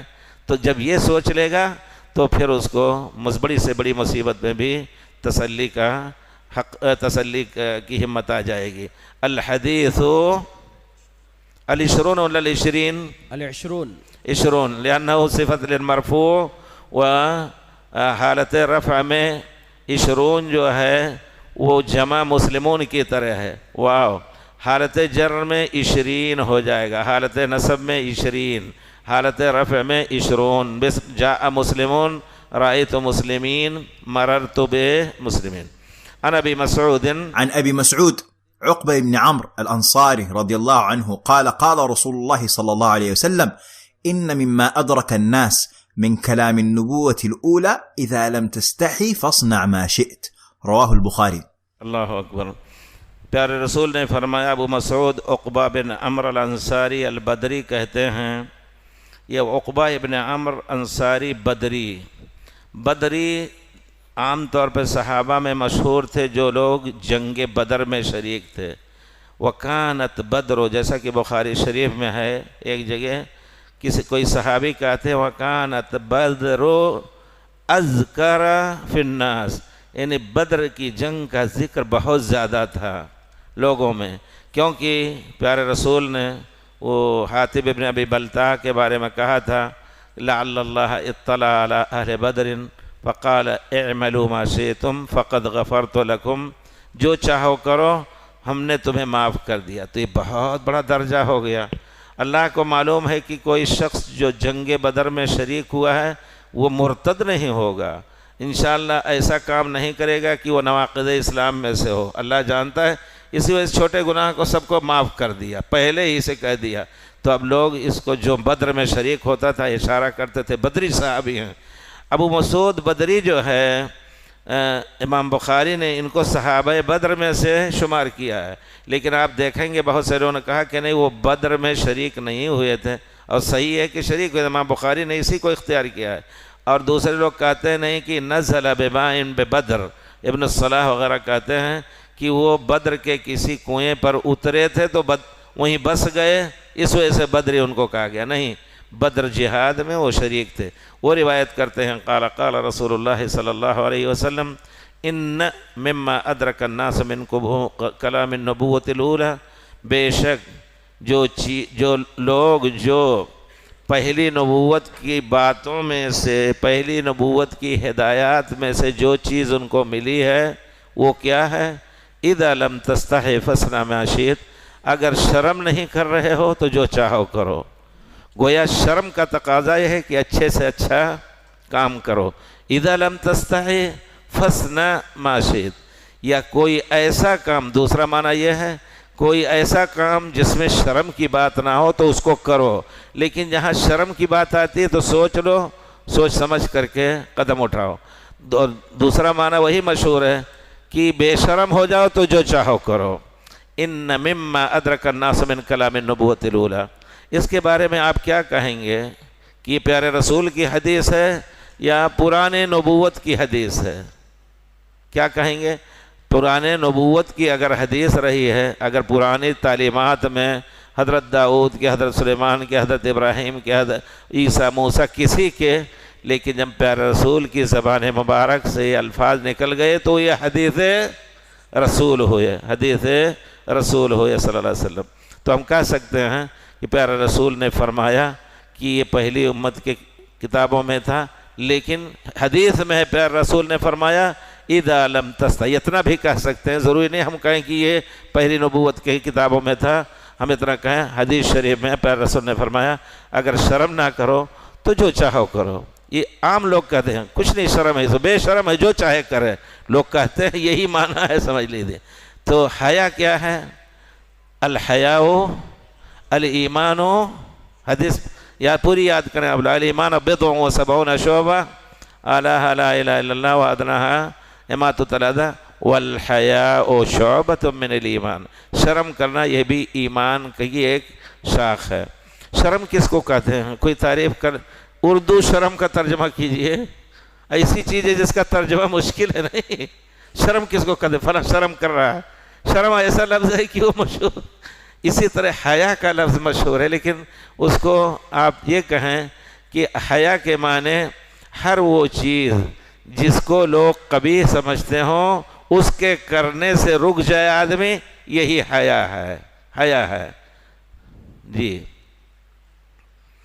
تو شعر ہے کس کا؟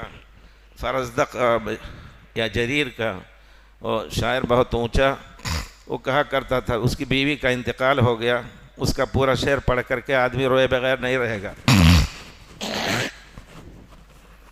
بیوی کا انتقال ہوا تو اس میں کہتا ہے من جملہ، پورا یاد نہیں ہے لیکن یاد کیا تھا پرانے زمانے میں، لولا الحیاء لہاجن استعبار، اگر شرم کی بات نہ ہوتی تو خوب روتا، ٹوٹ پھوٹ کر کے روتا، لولا الحیاء لہاجن استعبار، عبرات آنسو کو کہتے ہیں، شرم کی بات نہیں ہوتی تو میں خوب روتا، لولا الحیاء لہاجن استعبار ولزرت قبرک والحبیب یزار، تمہاری قبر کی زیارت کرتا کیونکہ محبوب کی زیارت کی جاتی ہے، وَلَقَدْ نَظَرْتُ وَمَا تَمَتُّعُ نَظْرَةٍ فِي اللَّحْدِ حِينَ تَمَكَّنَ الْحَفَّارُ، میں نے تمہاری قبر کھودتے ہوئے دیکھا، ہمیں اس سے کوئی دلچسپی اور کوئی لذت نہیں ملی، ایسی جگہ سے لذت کیا ملے گی کہ محبوب کے لیے قبر کھودنے والا قبر کھود رہا ہے۔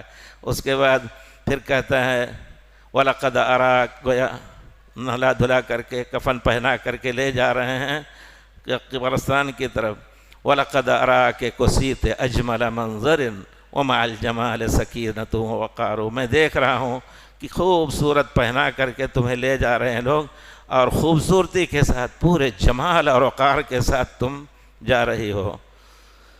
وَاللَّهْتِ قَلْبِي إِذْ عَلَتْنِي كِبْرَةٌ، میرے دل کو تو نے یعنی غم سے بھر دیا اس وقت جب میں بوڑھا ہو رہا ہوں، وَبَنُوكِ حَوْلِي صِغَارُ، تمہارے لڑکے چھوٹے ہمارے ارد گرد رو رہے ہیں۔ تو مطلب یہ ہے کہ وہ حیا کا لفظ وہاں ہے، لولا الحیاء لحاجن استعبار، شرم کی بات نہ ہوتی تو روتا۔ تو شرم وہ چیز ہے کہ ہر اس چیز سے جس کو لوگ برا سمجھیں اس سے آدمی رک جائے، یہ بھی ایسی چیز ہے جو فطری بھی ہوتی ہے اور کسبی بھی ہوتی ہے۔ بعض لوگ پیدا ہی ہوتے ہیں ان کے اندر شرم ہوتی ہے، بڑے ہو کر کے شرم کرتے ہیں، چاہے وہ مسلم ہو یا غیر مسلم ہو، اور بعض لوگ ہوتے ہیں بچپن ہی سے بے شرم ہوتے ہیں، اللہ معاف کرے۔ تو یہ کسبی چیز ہے، جیسا کہ حلم اور انات اور جلد بازی نہ کرنے کی عادت بھی۔ تو کہتے ہیں پیارے رسول فرماتے ہیں اذا لم تستحی فاصنع ما شئت، گویا بہت سی چیزیں ایسی ہیں کہ آدمی شرم میں وہ غلط کام نہیں کرے گا، بہت سی چیزیں ایسی ہیں جو شرم میں، اب بہت سے لوگ ہوتے ہیں، لیکن کون سا شرم؟ ان اللہ لا یستحی من الحق، حق بات میں شرم نہیں کرنی ہے۔ کسی کو غلط کام کرتے ہوئے دیکھا، وہاں شرم کریں گے، باپ بھی ہو بیٹا بھی ہو، لیکن ادب کے ساتھ تنبیہ کرنی، وہاں شرم کی بات نہیں ہے۔ وہ مکے میں ایک آدمی تھے تو ان کی بیوی آئی ہماری بیوی کے پاس، تو کہتی ہے اب کی اگر عمرہ کرنے جانا ہو تو مجھے بھی ساتھ لے جانا، اور آپ لوگوں کے ساتھ میں جا کر کے احرام باندھ کر کے عمرہ، تنعیم سے مکے والوں کو جانا رہتا ہے بہرحال۔ تو بیوی نے پوچھا کیوں نہیں جاتے، تم بچوں کو لے لو، میاں پہنچا دیں، ان کے پاس گاڑی ہے۔ کہا ہمارا میاں کہتا ہے کہ مجھے احرام پہنتے ہوئے شرم معلوم ہوتا ہے۔ اب آپ سوچئے یہ عجیب ہے، واللہ ایسے ہی کہتی ہے، وہ کہتی ہے میرا میاں کہتا ہے کہ احرام پہنتے ہوئے مجھے شرم معلوم ہوتی ہے، اس کا معنی ہے کہ اس نے عمرہ بھی نہیں کیا ہوگا، حج بھی نہیں کیا، وہ مطلب وہیں کا تھا۔ تو عجیب ہیں لوگ۔ تو شرم کی جو ممدوح اور محمود شرم ہے وہ یہ کہ شریعت کے مطابق ہو، اور اگر کوئی چیز نیک کام سے روک رہی ہے تو وہ شرم صحیح نہیں ہے۔ ان اللہ لا یستحی من الحق، اللہ تعالی حق سے جی۔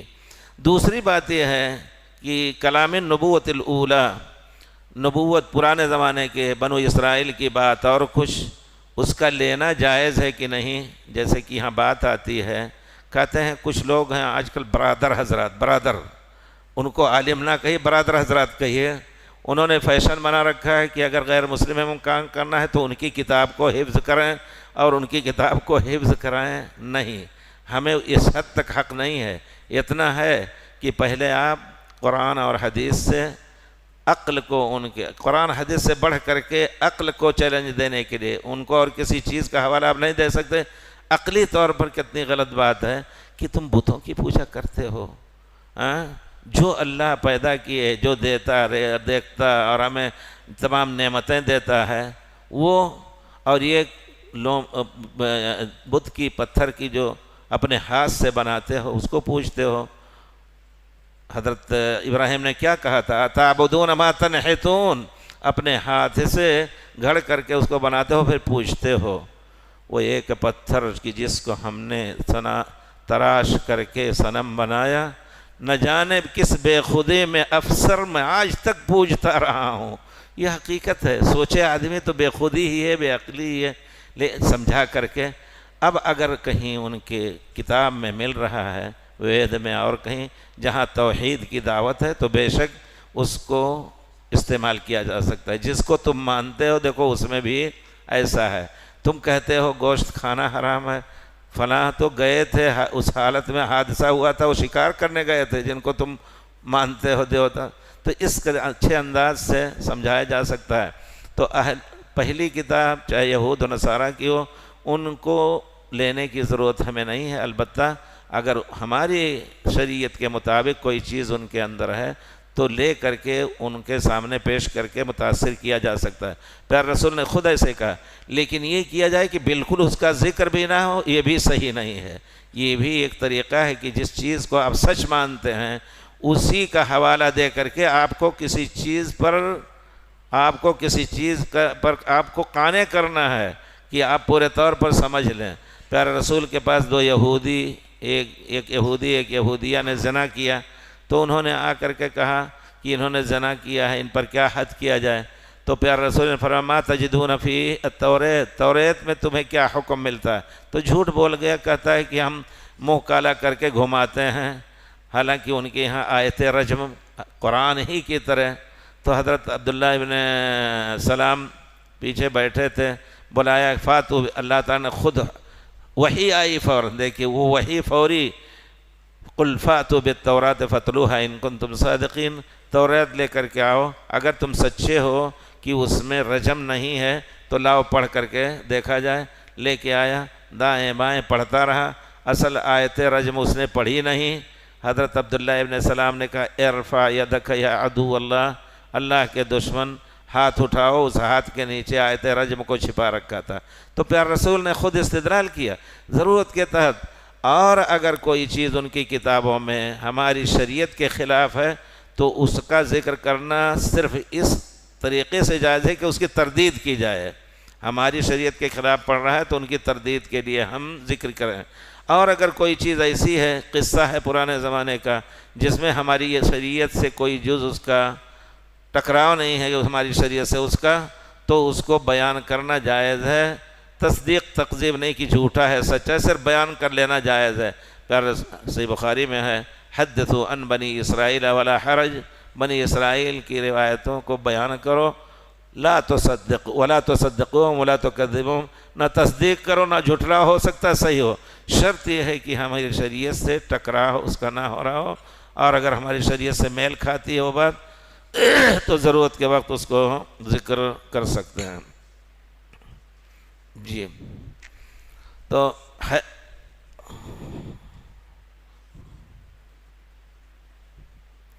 هل حکم استعانہ بالجن شرک حتی لو هو حاضر قادر حی، یہ بڑا ایک گنجلک مسئلہ ہے۔ کسی جن سے جس کو آپ جانتے ہو مسلمان ہے، اس سے مدد لینی جائز ہے؟ کسی جن کو چھڑانے اڑانے کے لیے لوگ کرتے ہیں۔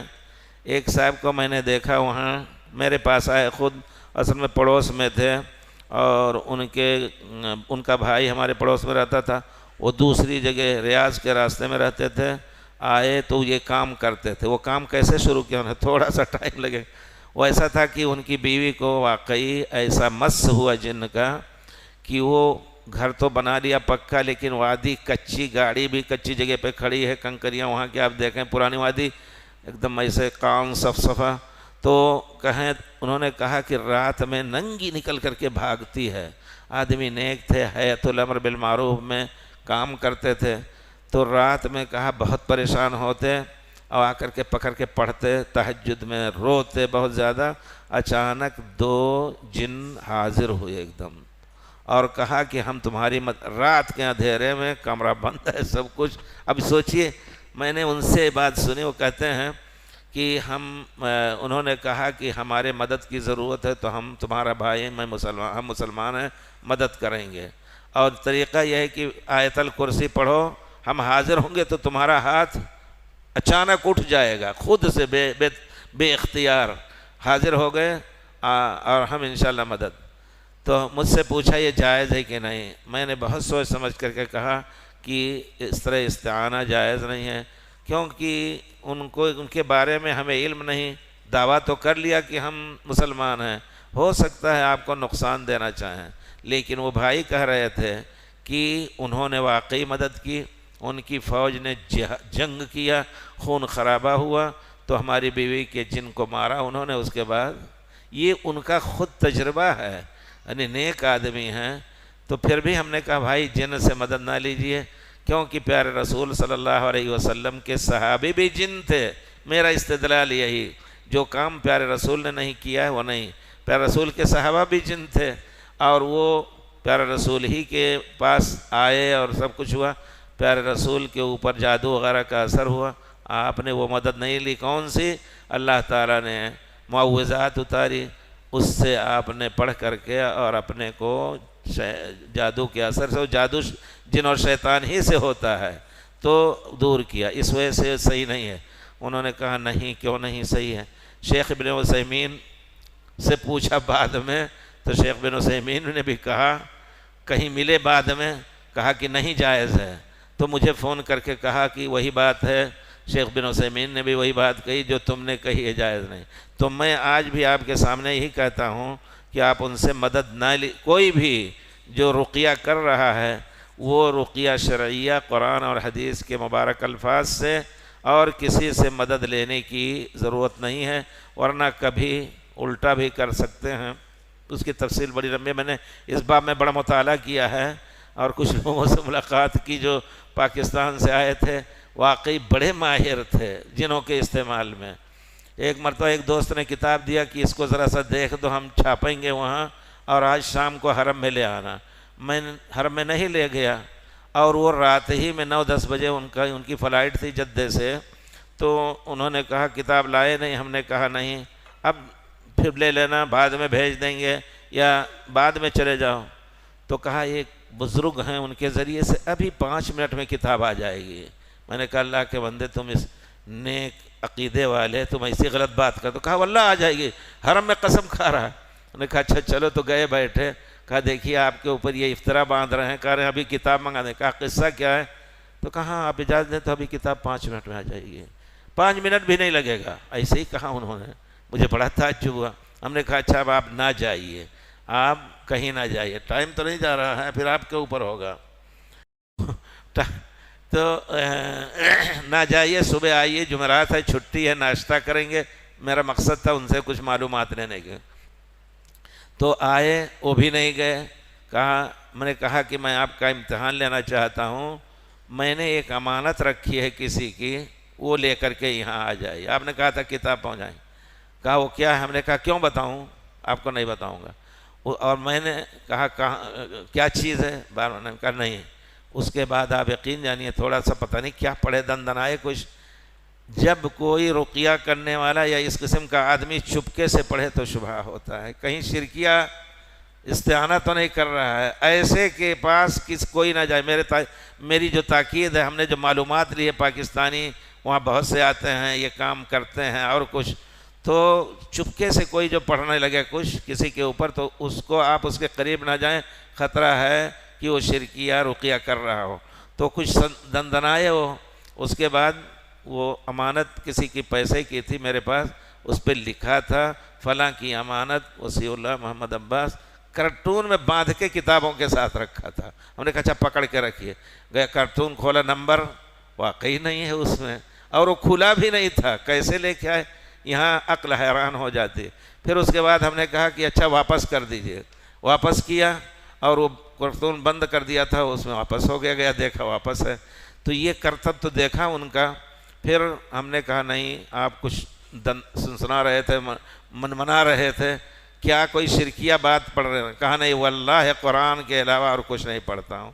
بہرحال بڑے کامیاب تھے وہ۔ کہتے ہیں لوگ کہ جب وہ مٹھائی کھانا چاہتے تھے لاہور کی اور کراچی میں ہوتے تھے، تو کسی نے ایک مرتبہ کہا کہ مٹھائی کھلائیے لاہور کی فلاں دکان کی۔ کہا حلال کھاؤ گے یا حرام؟ تو کہا حلال کھاتا ہے۔ کہا لاؤ، اس کی قیمت 2 جتنی ہوتی ہے۔ قیمت دیا، اور تھوڑی دیر کے بعد پورا رسید کے ساتھ تو اس طرح کرتے ہیں لوگ، لیکن یہ چیز جو ہے بہرحال اطمینان کی نہیں ہے۔ اللہ تعالیٰ نے اگر اس کو اطمینان کی چیز رکھا ہوتا تو پیارے رسول صحابہ ان سے مدد لیتے ہو، مدد کرائیں۔ بھائی کوئی جن ہو تو ناراض نہ ہو، میں ایک حقیقت بتا رہا ہوں۔ درس میں حاضر ہوتے ہیں، درس میں مکے میں حاضر ہوتے ہیں، ایسا تاکید ہوا ہے الحمدللہ۔ تو ہم آپ کو برا نہیں کر رہے ہیں، اگر اللہ سے ڈر کر کے کوئی رہتا ہے تو انشاءاللہ کسی کو ستائے گا بھی نہیں۔ ونعوذ باللہ من الشیطان الرجیم من ہمزہ ونفخہ۔ تو یہ چیز جو ہے، چلیں بھائی، الحدیث لائیے۔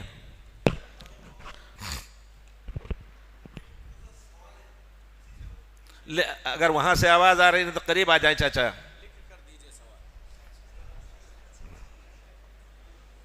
گر جائے گی۔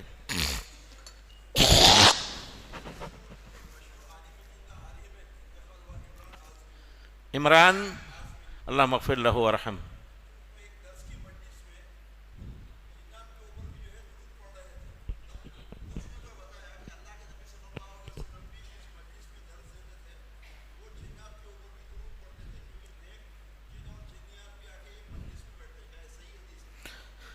یہ حدیث تو مجھے بالکل پہلی مرتبہ سن رہا ہوں آپ سے۔ دوسری بات یہ ہے کہ مجالس میں آتے ہیں اور بیٹھتے ہیں، کس نیت سے بیٹھتے ہوں، اب لمبا ہو جائے گا قصہ، لیکن کئی قصے ایسے ہیں۔ اچانک درس دیتا رہتا ہوں، وہ کرسی چوڑی ہے، اچانک کوئی ایسی چڑیا آ کر کے یہاں بیٹھ جاتی ہے، بڑے ہی اطمینان سے، نہ کوئی ڈر ہے، لوگ بیٹھے ہیں اس طرح، اور تھوڑی دیر کے بعد اڑ جاتی ہے. ایسے لوگ پکڑتے ہیں کچھ نہیں. اور غریب قسم کی چڑیا، بلی آ گئی عجیب شکل کی اور ایسے بیٹھ جاتی ہے، بیچ میں آ کر کے بیٹھ جاتی ہے، سبحان اللہ. تو لوگوں نے محسوس کیا، اس کا اندازہ اس طرح کہ میں لندن گیا تو لسٹر کا ایک لڑکا جو لائر اب تو ہو گیا ہے، وہ بہت ہی پکے بدعتی ماں باپ کے گھر کا، پورا پاکستان سے ایک کالا پیر بتاتے تھے، اس کا پیر دھوتے تھے، پیتے پلاتے تھے. یہ بچے کو دیکھیے، وہاں لڑکے الحمدللہ بڑے جینیس ہوتے ہیں. ایک لڑکا ہے شعیب نام کا، یونیورسٹی میں اس کا ساتھی تھا، تو اس نے جب بیان کیا ہمارے یہاں پیر آئے ہیں اور ہمارے والد کہتے ہیں اس کا پیر پیو، میری طبیعت نہیں چاہتی ہے، تو کہا یہ تو بہت بڑا جرم ہے، گناہ ہے پیر کا پیر پینا اور بیعت کرنا یہ اور وہ. اب اس کے ذہن میں بات آ گئی، کہا ہمارے شیخ آ رہے ہیں. اب اس نے 3 دن کی یونیورسٹی سے چھٹی لے لی اور صبح شام کبھی لندن، کبھی مانچسٹر، کبھی اور کہیں 3 جگہوں پر گیا. اس کے بعد پھر والد صاحب سے تھوڑا سا مناظرہ، نہیں کیجیے غلط ہے. ماں تو بیچاری ماں پیاری تھی کہ وہ پیار کرتی تھی، کہتی بیٹا گمراہ نہ ہو. کہا نہیں، یہ اس میں گمراہی ہے اور یہ ہے وہ ہے. اچانک اسی پیر نے اس کے اوپر جن مسلط کیا، جیسا کہ بتاتے ہیں لوگ. ذوالفقار کا نام آپ لوگوں نے سنا ہوگا، جو یہاں شیخ ذوالفقار، ان کا ہنگامہ بھی کچھ آپ لوگوں نے سنا ہوگا. تو وہ ذوالفقار وہاں گئے لسٹر میں، وہ لسٹر کا ہے لندن کے قریب 80 کلومیٹر یا 70. تو گیا تو جیسے ہی پہنچا، السلام علیکم مولانا، اور ایسی اچھی عربی بول رہا ہے. کہا تعجب ہوا مجھے، یہ ذوالفقار کہہ رہے ہیں اتنی اچھی عربی، اور کبھی وہ گیا ہی نہیں، عربی کا ایک لفظ بھی نہیں سیکھا، انگریزی میں پلا ہے. تو کہا کہ آپ تو کل وہاں مکے میں تھے، کیسے آئے ادھر؟ کہا آج ہی پہنچا ہوں. تو کہا اچھا تم مکے سے آئے ہو؟ کہا ہاں. کس کو جانتے ہو؟ کہا کون کون وہاں استاد ہیں جو حرم میں درس دیتے ہیں؟ کہتے ہیں فلاں ہیں فلاں ہیں. میں رسول اللہ کے درس میں بیٹھتا ہوں. وہ تو چاہتا ہے کہ پوری دنیا اہل حدیث ہو جائے. کہا سب عربی میں بات کرتا ہے پورے طور پر. اس کے بعد بہرحال علاج ہوا، سب کچھ ٹھیک ہو گیا. بچہ ماں باپ کے پیچھے پڑا رہا، اللہ گواہ ہے باپ بھی ہدایت پا گیا. عمرے پہ آیا تو کافی ہدیہ وغیرہ لے کر کے کہا آپ کے گھر آنا چاہتے ہیں. گھر آیا، کہا بچے کو آپ کے ذریعے سے ہدایت ملی اور بچے کے ذریعے سے ہم لوگوں کو ہدایت ملی. بڑا گارمنٹ کا بہت بڑا کارخانہ ہے، اس میں سوائے پیس ٹی وی کے یا مکے کا حرم کا فوٹو اب کچھ نہیں چلنے دیتا. سب کو سناتا ہے، سب کو کہتا ہے صحیح سنت پہ عمل کو، باپ بھی. تو یہ قصے ہیں. بہرحال وہ جن شیطان کے قصے ایسے ہیں کہ پوری رات گزر جائے. چلیے اچھا، بسم اللہ الرحمن.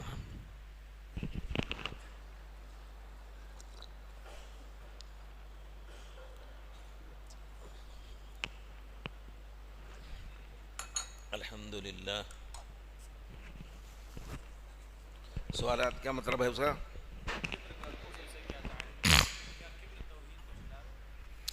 کبر خالص توحید کے. کبر کس کو کہتے ہیں؟ اس کا ترجمہ کلام اس کی تفسیر حدیث شریف میں ہے، الکبر بطر الحق وغمط الناس. بطر الحق، حق کو ٹھکرا دینا.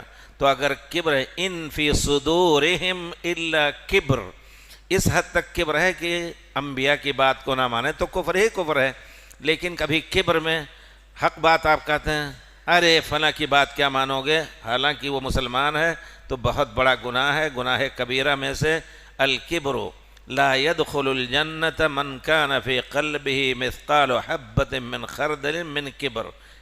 رائی کے برابر بھی کبر ہو تو جنت میں نہیں داخل ہوگا، اگرچہ لا الہ الا اللہ کہتا ہو. لیکن اس کا ترجمہ یہی ہوگا کہ اگر اللہ کی وحدانیت کا اقرار کر رہا ہے اخلاص سے تو کسی مرحلے میں ضرور جنت میں جائے گا، ہمیشہ ہمیشہ ہی. یہ ہے کبر. کفر تک بھی پہنچ سکتا ہے، اور اکثر کفر کا سبب یہی کبر ہوتا ہے کہ یہ وہ جو کہتے تھے کہ ہم اراذلنا بادی الرائے، ان کی ہم بات مانیں گے. جو ہم میں سے رذیل لوگ ہیں تو یہ تکبر کی بنا پر حق بات کو نہیں مانتے تھے. یہ کفر کی بات ہو جاتی ہے. المسا کہتے ہیں عصر کے بعد ہی سے اس کا وقت، بعض لوگ کہتے ہیں ظہر کے بعد ہی سے. اب اصبح و امسا، فجر طلوع ہوتے ہی وہ اصبح ہو گیا، دن نکلنے کے بعد بھی وہ صبح ہی کا غدو کا لفظ. تو آدمی پہلے وقت میں پڑھے یا مغرب کے بعد پڑھے یا مغرب سے پہلے پڑھے، انشاءاللہ صحیح ہے۔ عن ابی عمرو عن أبي عمرو وقيل أبي عمرة سفيان بن عبد الله رضي الله عنه قال: قلت يا رسول الله قل لي في الإسلام قولا لا أسأل عنه أحدا غيرك، قال: قل آمنت بالله فاستقم.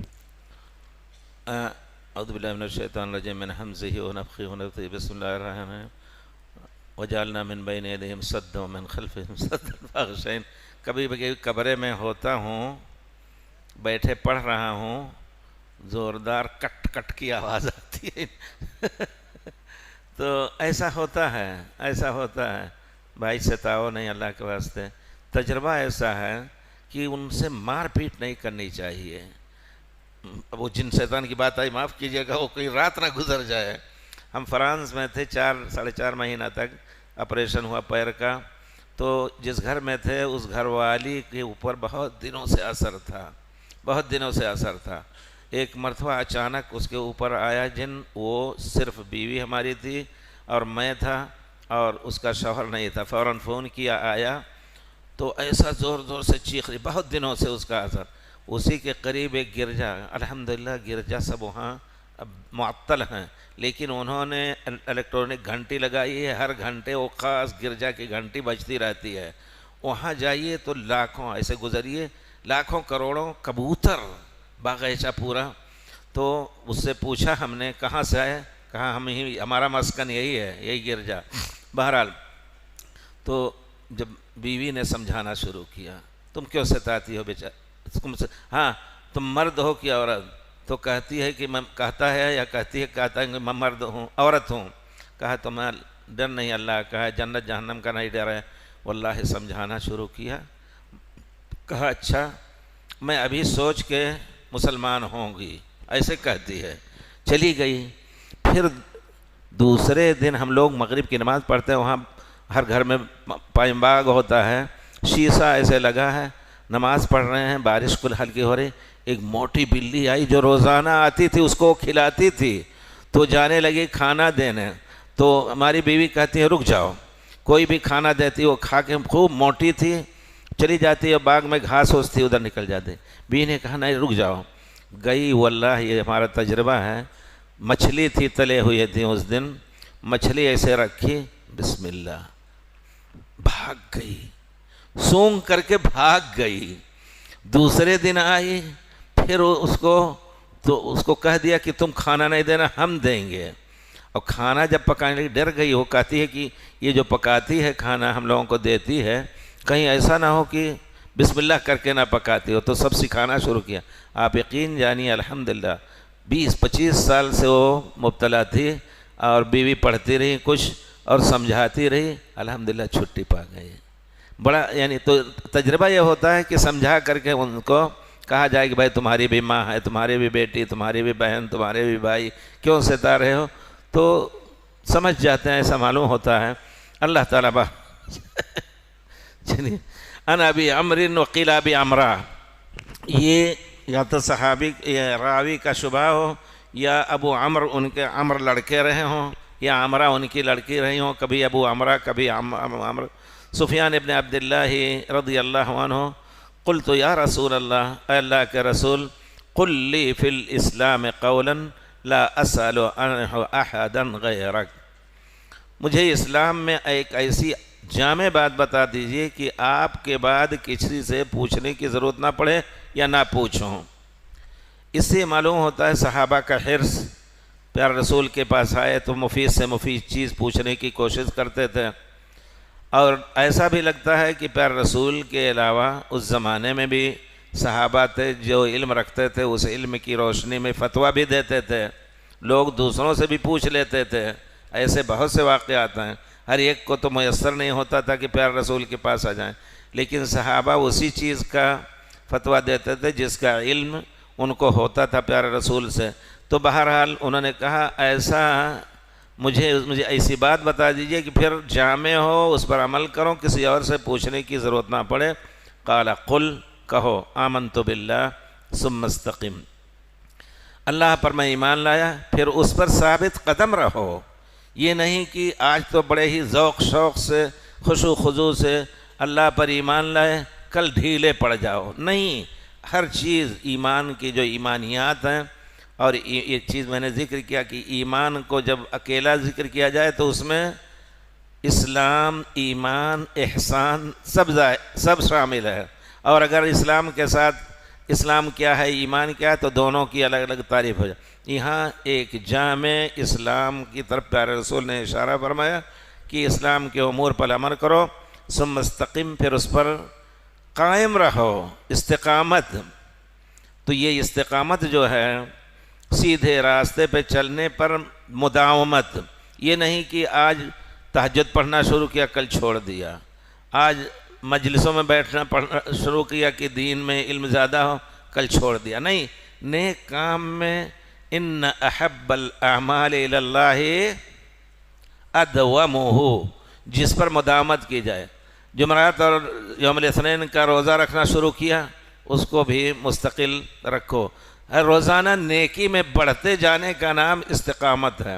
یہ ہے مطلوب ہر مسلمان سے کہ نیکی میں روزانہ مزید نیکی کرتا رہے، تھوڑا ہی کرے لیکن اس کو چھوڑے نہ، اس کے چھوڑنا شروع کر دیا تو اس کو پورا کرے۔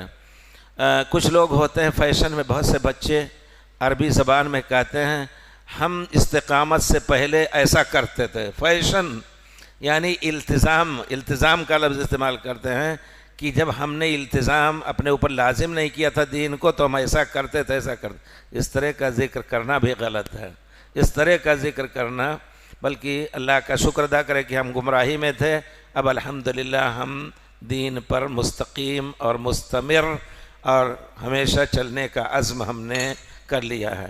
قل آمنت باللہ ثم استقم، یہ نہیں کہ آپ چپکے سے ایمان لے لیں، شہادت اللہ الہ الا اللہ والایمان کا اعلان بھی کرو اور اس پر مستقل طور پر دائم قائم رہو۔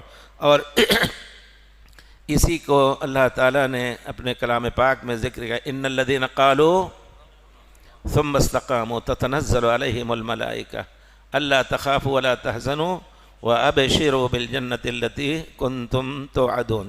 اللہ ہمارا رب اللہ ہے، اس کے جتنے لوازم ہیں پیارے رسول کے ماننے کے اور دوسرے تمام اوامر اور نواہی کے، وہ سب کرتے ہوئے اور اس پر مستمر رہے تو ان پر کوئی خوف نہیں ہے اور نہ کوئی غم ان کو لاحق ہوگا، کیونکہ اللہ تعالیٰ ظالم نہیں ہے۔ اگر ہم نیک کر رہے ہیں تو اللہ تعالیٰ انشاءاللہ نیک بدلہ ہی دے دیں گے۔ اور اسی کو اللہ تعالیٰ نے دوسری جگہ فرمایا فاستقم کما امرت ومن تاب معک، آپ اے اللہ کے رسول جس چیز کا حکم دیے گئے ہیں اس پر استقامت کریں اور آپ کے ساتھ جنہوں نے کفر سے توبہ کیا ہے۔ اس کے بعد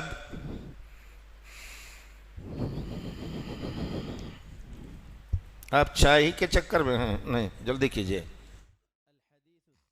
عن أبي عبد الله جابر بن عبد الله رضي الله عنهما أن رجلا سأل رسول الله صلى الله عليه وسلم فقال أرأيت إذا صليت المكتوبات وصمت رمضان وأحللت الحلال وحرمت الحرام ولم أزد على ذلك شيئا أأدخل الجنة؟ قال نعم، رواه مسلم. ومعنى حرمت الحرام اجتنبته، ومعنى أحللت الحلال فعلته معتقدا حله. جی، ان رجلا سأل النبی صلی اللہ علیہ وسلم فقال ارأیت کے معنی لفظ عربی میں اس کا جو ترجمہ کیا جاتا اخبرنی، آپ کی کیا رائے ہے۔ یہ لفظ ارأیت، آپ کی کیا رائے ہے اگر میں ایسا کروں ایسا کروں، تو ارأیت اخبرنی، یا آپ ہمیں اپنی رائے بتائیے۔ پھر رسول کی رائے وہی ہوتی ہے اذا صلیت المکتوبات، فرض صلوات کو میں پڑھوں، روزہ رمضان کا رکھوں صوم، وَأَحْلَلْتُ الْحَلَالِ، حلال کو حلال جان کر اس کو استعمال کروں، اور جو حرام ہے اس پر حرام ہونے کا یقین کر کے اس سے بچوں، حرمت الحرام وَلَمْ أَزِدْ عَلَى ذَلِكَ شَيْئًا أَدْخُلُ الْجَنَّةِ، اس سے زیادہ میں نہ کروں تو کیا جنت میں جاؤں گا؟ سوالیہ جملہ ہے، ادخل الجنہ، میں جنت میں داخل ہوں گا؟ پھر رسول نے فرمایا نعم، یعنی جنت میں داخل ہو گئے۔ تو احللت الحلال کا معنی یہ ہے جو چیز حلال ہے اس کو ہم یقین کریں کہ اللہ کی طرف سے حلال ہے، اور جو چیز حرام ہے وہ یقین رکھیں کہ اللہ کی طرف سے حرام ہے، اور حلال کو حلال کر جو حلال میں واجب بھی ہے، مستحب بھی ہے اور مباح بھی ہے، تو ان کو درجات کے ساتھ ہم عمل کریں اس پر، اور حرام سے پرہیز کریں جتنے درجات اس کے ہیں، تو کیا جنت میں داخل ہوں گے؟ کہا پیارے رسول نے جی ہاں۔ یہاں بھی ہم یہ نہ سمجھیں کہ صرف 2-3 مسائل کے بارے میں نے پوچھا، ارأیت اذا صلیت المکتوبات، میں فرض نماز پڑھوں، اس کا معنی یہ ہے کہ لا الہ الا اللہ سے متعلق پوچھا نہیں انہوں نے، جو توحید، جو اسلام کا پہلا رکن اہم ہے، اس کے بارے میں نہیں پوچھا انہوں نے۔ معنی یہ ہے کہ جب صلاۃ پڑھے گا تو ظاہر بات ہے لا الہ الا اللہ محمد رسول اللہ کر کے اسلام میں داخل ہوا ہے، اور صوم رمضان رکھے گا، یہ بدنی عبادات ہیں۔ کیوں پیارے رسول سے اس نے یہ نہیں پوچھا کہ ہم زکوٰۃ دیں، اور یہ نہیں پوچھا حج کریں؟ کیونکہ اس کے پاس وہ طاقت نہیں رہی ہوگی حج اور زکوٰۃ کی، کیا نام ہے، حج کرنے اور زکوٰۃ دینے کی۔ اس وجہ سے پیارے رسول نے بھی موافقت کی کہ ہاں اگر تم اتنا ہی کرتے رہو تو انشاءاللہ جنت میں داخل ہوگے۔ لیکن احللت الحلال و حرمت الحرام میں اسلام کے جامع جتنے احکام ہیں، واجبات اور مستحبات، اور اس کے علاوہ جتنے حرام ہیں چیزیں، ان سے بھی بچنے کا یہ معنی اس میں مخفی ہے۔ اور اگر کوئی شخص طاقت رکھتے ہوئے حج نہیں کر رہا ہے تو اس کے لیے الگ حکم ہے کہ وہ یہودی ہو کر کے مرے یا نصرانی ہو کر کے مرے، لیکن اس کو ان صحابی کو اس وقت اتنی طاقت نہیں رہی ہوگی، اسے 2 ہی چیز کے بارے میں پوچھا، اور باقی اسلام کے احکام کے بارے میں احللت الحلال وحرمت الحرام کے تحت انہوں نے پوچھا۔ اس سے زیادہ میں نہیں کروں گا۔ ایک حدیث میں آتا ہے کہ اللہ کے رسول، میں اگر نماز پڑھوں 5 وقت کی، زکوٰۃ دوں، حج کروں، تو لفظ جو ہے حدیث کا ولا اس سے زیادہ نہ اس سے کم کروں گا۔ پھر رسول نے فرمایا افلح و ابیہ، اور دوسرے لفظ افلح واللہ، وہ مسلم شریف کی روایت ہے، کامیاب ہوا اللہ کی قسم ان صدق، اگر اس نے سچا کہا۔ تو اب ظاہر بات ہے اس میں صرف 5 وقت کی نماز نہیں ہے، تمام کہتا لا ازید علی ھذا ولا انقص نہ الا ان تطوع۔ پیارے رسول نے کہا فرض نماز پڑھو، ہاں دوسرے نفلی نماز پڑھنا چاہو تو پڑھو، تو اس نے کہا کہ لا ازید علی ھذا۔ اس سے علماء نے استدلال کیا ہے اگر صرف فرائض اور اس کے ساتھ جو رواتب ہیں ادا کر رہا ہے، تہجد نہیں پڑھ رہا ہے، اور صلاۃ الضحیٰ نہیں پڑھ رہا ہے، اشراق نہیں پڑھ رہا ہے، اور کوئی ایسی صلاۃ، تو انشاءاللہ کامیابی کا امکان ہے۔ اسی معنی میں یہاں بھی گویا احللت الحلال وحرمت الحرام کو ایک عام لفظ میں استعمال کیا جائے گا۔ ادخل الجنہ، اس کا معنی ہے کہ ہمارے صحابہ کرام جنت اور جہنم پر پورے طور پر یقین رکھتے تھے، نہ کہ بہت سے مسلمانوں کی طرح جو کہتے ہیں کہ نہیں جنت اور جہنم اس وقت پیدا نہیں ہوئی ہے، اور اس وقت اگر ہے تو اس کی کیا ضرورت ہے، اور یہ ایک خواب خیال ہے۔ کیا کہتے ہیں غالب، ایسی جنت کو کیا کرے کوئی جس میں لاکھوں برس کی ہو رہے ہوں، یعنی بیکار میں مذاق کر رہے ہیں، اور کیا ہے دل کے بہلانے کو غالب خیال اچھا ہے۔ جنت اور جہنم کا ذکر کر کے کہتے ہیں دل کے بہلانے کو غالب خیال اچھا ہے، بہت ہی غلط ہے۔ وہ اچھا ہے نا، وہ ایک شعر ان کا ہے، پرانا یاد کیا تھا تو بہت بھول گئے اس میں، لیکن بہت یاد کرتے تھے۔ جام جم سے یہ میرا جام سفال اچھا ہے، ٹوٹ جائے گا اور لے آئیں گے بازار سے گر ٹوٹ گیا، میری لب مٹی کا یہ پیالہ جس میں شراب پیتا، اور لے آئیں گے بازار سے گر ٹوٹ گیا، جام جم سے یہ میرا جام سفال اچھا ہے۔ بادشاہ جمشید کا جام ایسا تھا کہ اس میں خدا نخواستہ اگر زہر ملا ہو تو پانی چیخنے لگتا تھا، پانی کا رنگ بدل جاتا۔ وہ ہمارے لیے مٹی کا پیالہ اچھا ہے، ان کے دیکھے سے جو آ جاتی ہے رخ پر رونق۔ وہ سمجھتے ہیں کہ بیمار کا حال اچھا ہے، آگے چل کے کیا لفظ ہے، کہتے ہیں دل کے بہلانے کو غالب یہ خیال اچھا ہے، جنت و جہنم والا مسئلہ، یعنی ایک بہلانے کی بات، یہ یقیناً بہت بڑی بات ہے، لیکن اب کیا معنی کیسے انہوں نے کہا، ہم جلدی نہ کریں کفر کا فتویٰ لگانے میں، بہت سے لوگ کہتے ہیں۔ اس حدیث سے بہت اہم چیز معلوم ہوتی ہے، وہ یہ کہ صحابہ کس طرح حریص تھے بیچارے جنت کے کاموں کو کرنے اور جنت سے دور رہنے کے جو اعمال ہیں ان سے بچنے کے لیے بہت کچھ الحمدللہ۔ کسی سے آپ نے نہیں سنا ہوگا، جو بھی آتے تھے صحابی کوئی ایسی چیز پوچھتے تھے کہ ہمارے اولاد زیادہ ہو جائیں، ہمیں اللہ تعالیٰ زیادہ سے زیادہ باغیچے زیادہ سے زیادہ دنیا میں، کہیں نہیں آتا ہے، مجھے یاد تو نہیں آتا ہے، البتہ اپنے طور پر پیارے رسول نے حضرت انس کے لیے دعا کی تھی، اللہم اکثر لہو مالہ و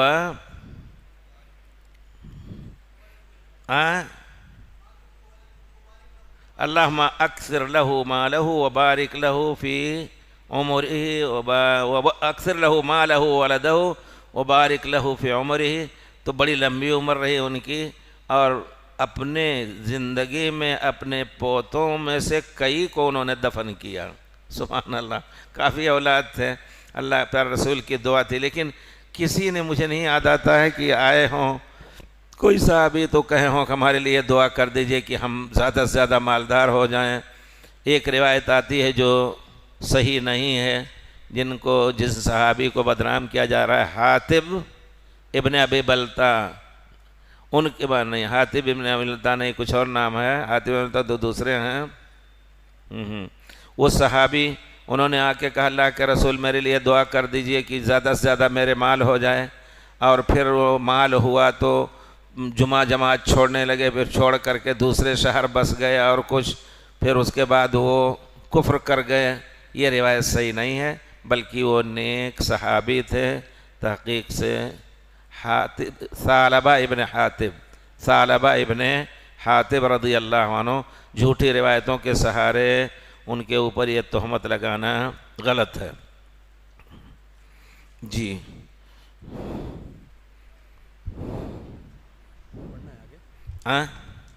چلیں، سوال آخر میں رکھیے، جمع کیجئے تھوڑا، کتنے بجے؟ هل يجوز ان ناخذ علم من شیخ محمد؟ اس قسم کا سوال مجھ سے نہ پوچھئے، یہ سوال ہی دلیل ہے کہ آپ کو کوئی چیز ان کے بارے میں معلوم ہوئی ہوگی جو اعتراض کی ہے۔ بہرحال اس قسم کا سوال باہر رہ کر کے کہنا بھی نہیں، رہنے دیجئے۔ ہم کسی کے بارے میں زیادہ نہیں بولتے بھائی کہ کیسا ہے، لیکن ان کے فکر کی تردید تو حرم میں کرتے رہتے ہیں، اور جو غیر سلفی جماعت کے لوگوں میں مل کر کے اس طرح کرتے ہیں، ہم کہتے ہیں دشمنی رکھتے ہیں اصل سنت سے، اس پر بھی ہم الحمدللہ کہتے رہتے ہیں کہ بھائی ان کی خیر خواہی میں کہتے ہیں کہ آپ کی خیر خواہی یہ ہے کہ آپ مسلک اہل حدیث کو غلط نہ کہیں، ان کو غیر مقلد کہہ کر کے ان پر کیچڑ اچھالا جا رہا ہے، اور یہ کیا نام ہے خوارج ہیں اور کچھ ہیں، اللہ تعالیٰ خیر کرے۔ میٹنگیں کی جاتی ہیں کہ کیسے اس کے بڑھتے ہوئے سیلاب کو روکا جائے، اسی کے تاثر میں شاید بنگلور سے کوئی آئے ہیں، شیخ سمیر ایک آئے ہیں، اللہ حفظہ ہے شیخ سمیر، تو وہ جو ہے ان کے یہاں ایک صاحب نے میری ایک کتاب چھاپی ہے، جانتے ہوں گے بھائی، ہمارے علماء دیوبند کو مشورہ، میں نے صرف مشورہ، ان کو کافر کہنا غلط، امام ابو حنیفہ رحمۃ اللہ کوئی غلط کہے، ہم کو چاہیے، ہماری تلقین ہے کہ ائمہ کا احترام، لیکن زیادہ مت بولیں لوگوں کے بعد۔ ہم نے مشورہ، ایک کمیٹی ان کی کوئی ایسی بات آئی تو ہم نے وہ کتاب لکھی، مشورہ دیا ہے، ہم نے کہا صرف اتنا غنیمت سمجھیے کہ الحمدللہ سنت کی طرف دعوت دے رہے ہیں، ان کو مٹانے کی کوشش نہ کی جائے یا ان کو گمراہ کر کے گناہگار ہوں نہ لوگ، ہماری یہی نصیحت سب کو ہے۔ اصل دین وہی ہے جو پیارے رسول کے زمانے تھا، اگر کوئی شخص اپنے کو اہل حدیث کہتا ہے اور بدعت کر رہا ہے تو پیارے رسول کی سنت سے دور ہے، وہ اہل حدیث نہیں یا سلفی نہیں یا اثری نہیں۔ اس وجہ سے آدمی کو چاہیے کہ صحیح دین کو ڈھونڈے اور صحیح دین کی اتباع کرے۔ جس طرح آدمی جب بیمار ہوتا ہے تو حیدرآباد میں سب سے اچھا ڈاکٹر کون ہوگا اس کے پاس پہنچنے کی کوشش کرتا ہے۔ سب سے اچھا دین کون ہے؟ الحمدللہ ان ادیان یا ان مسالک میں الحمدللہ جو کتاب و سنت پر مبنی ہو، تو اس کو روکنے کی کوشش نہ کی جائے۔ آدمی ہر ایک اپنی کوشش اپنے طور پر کرے، لیکن اس کو روکنے کی اور ان کو برا کہہ کر کے لوگوں کو تنفیر کرنے کی یہ چیز بہرحال نہ عقلی ہے اور نہ نقلی ہے۔ چلیے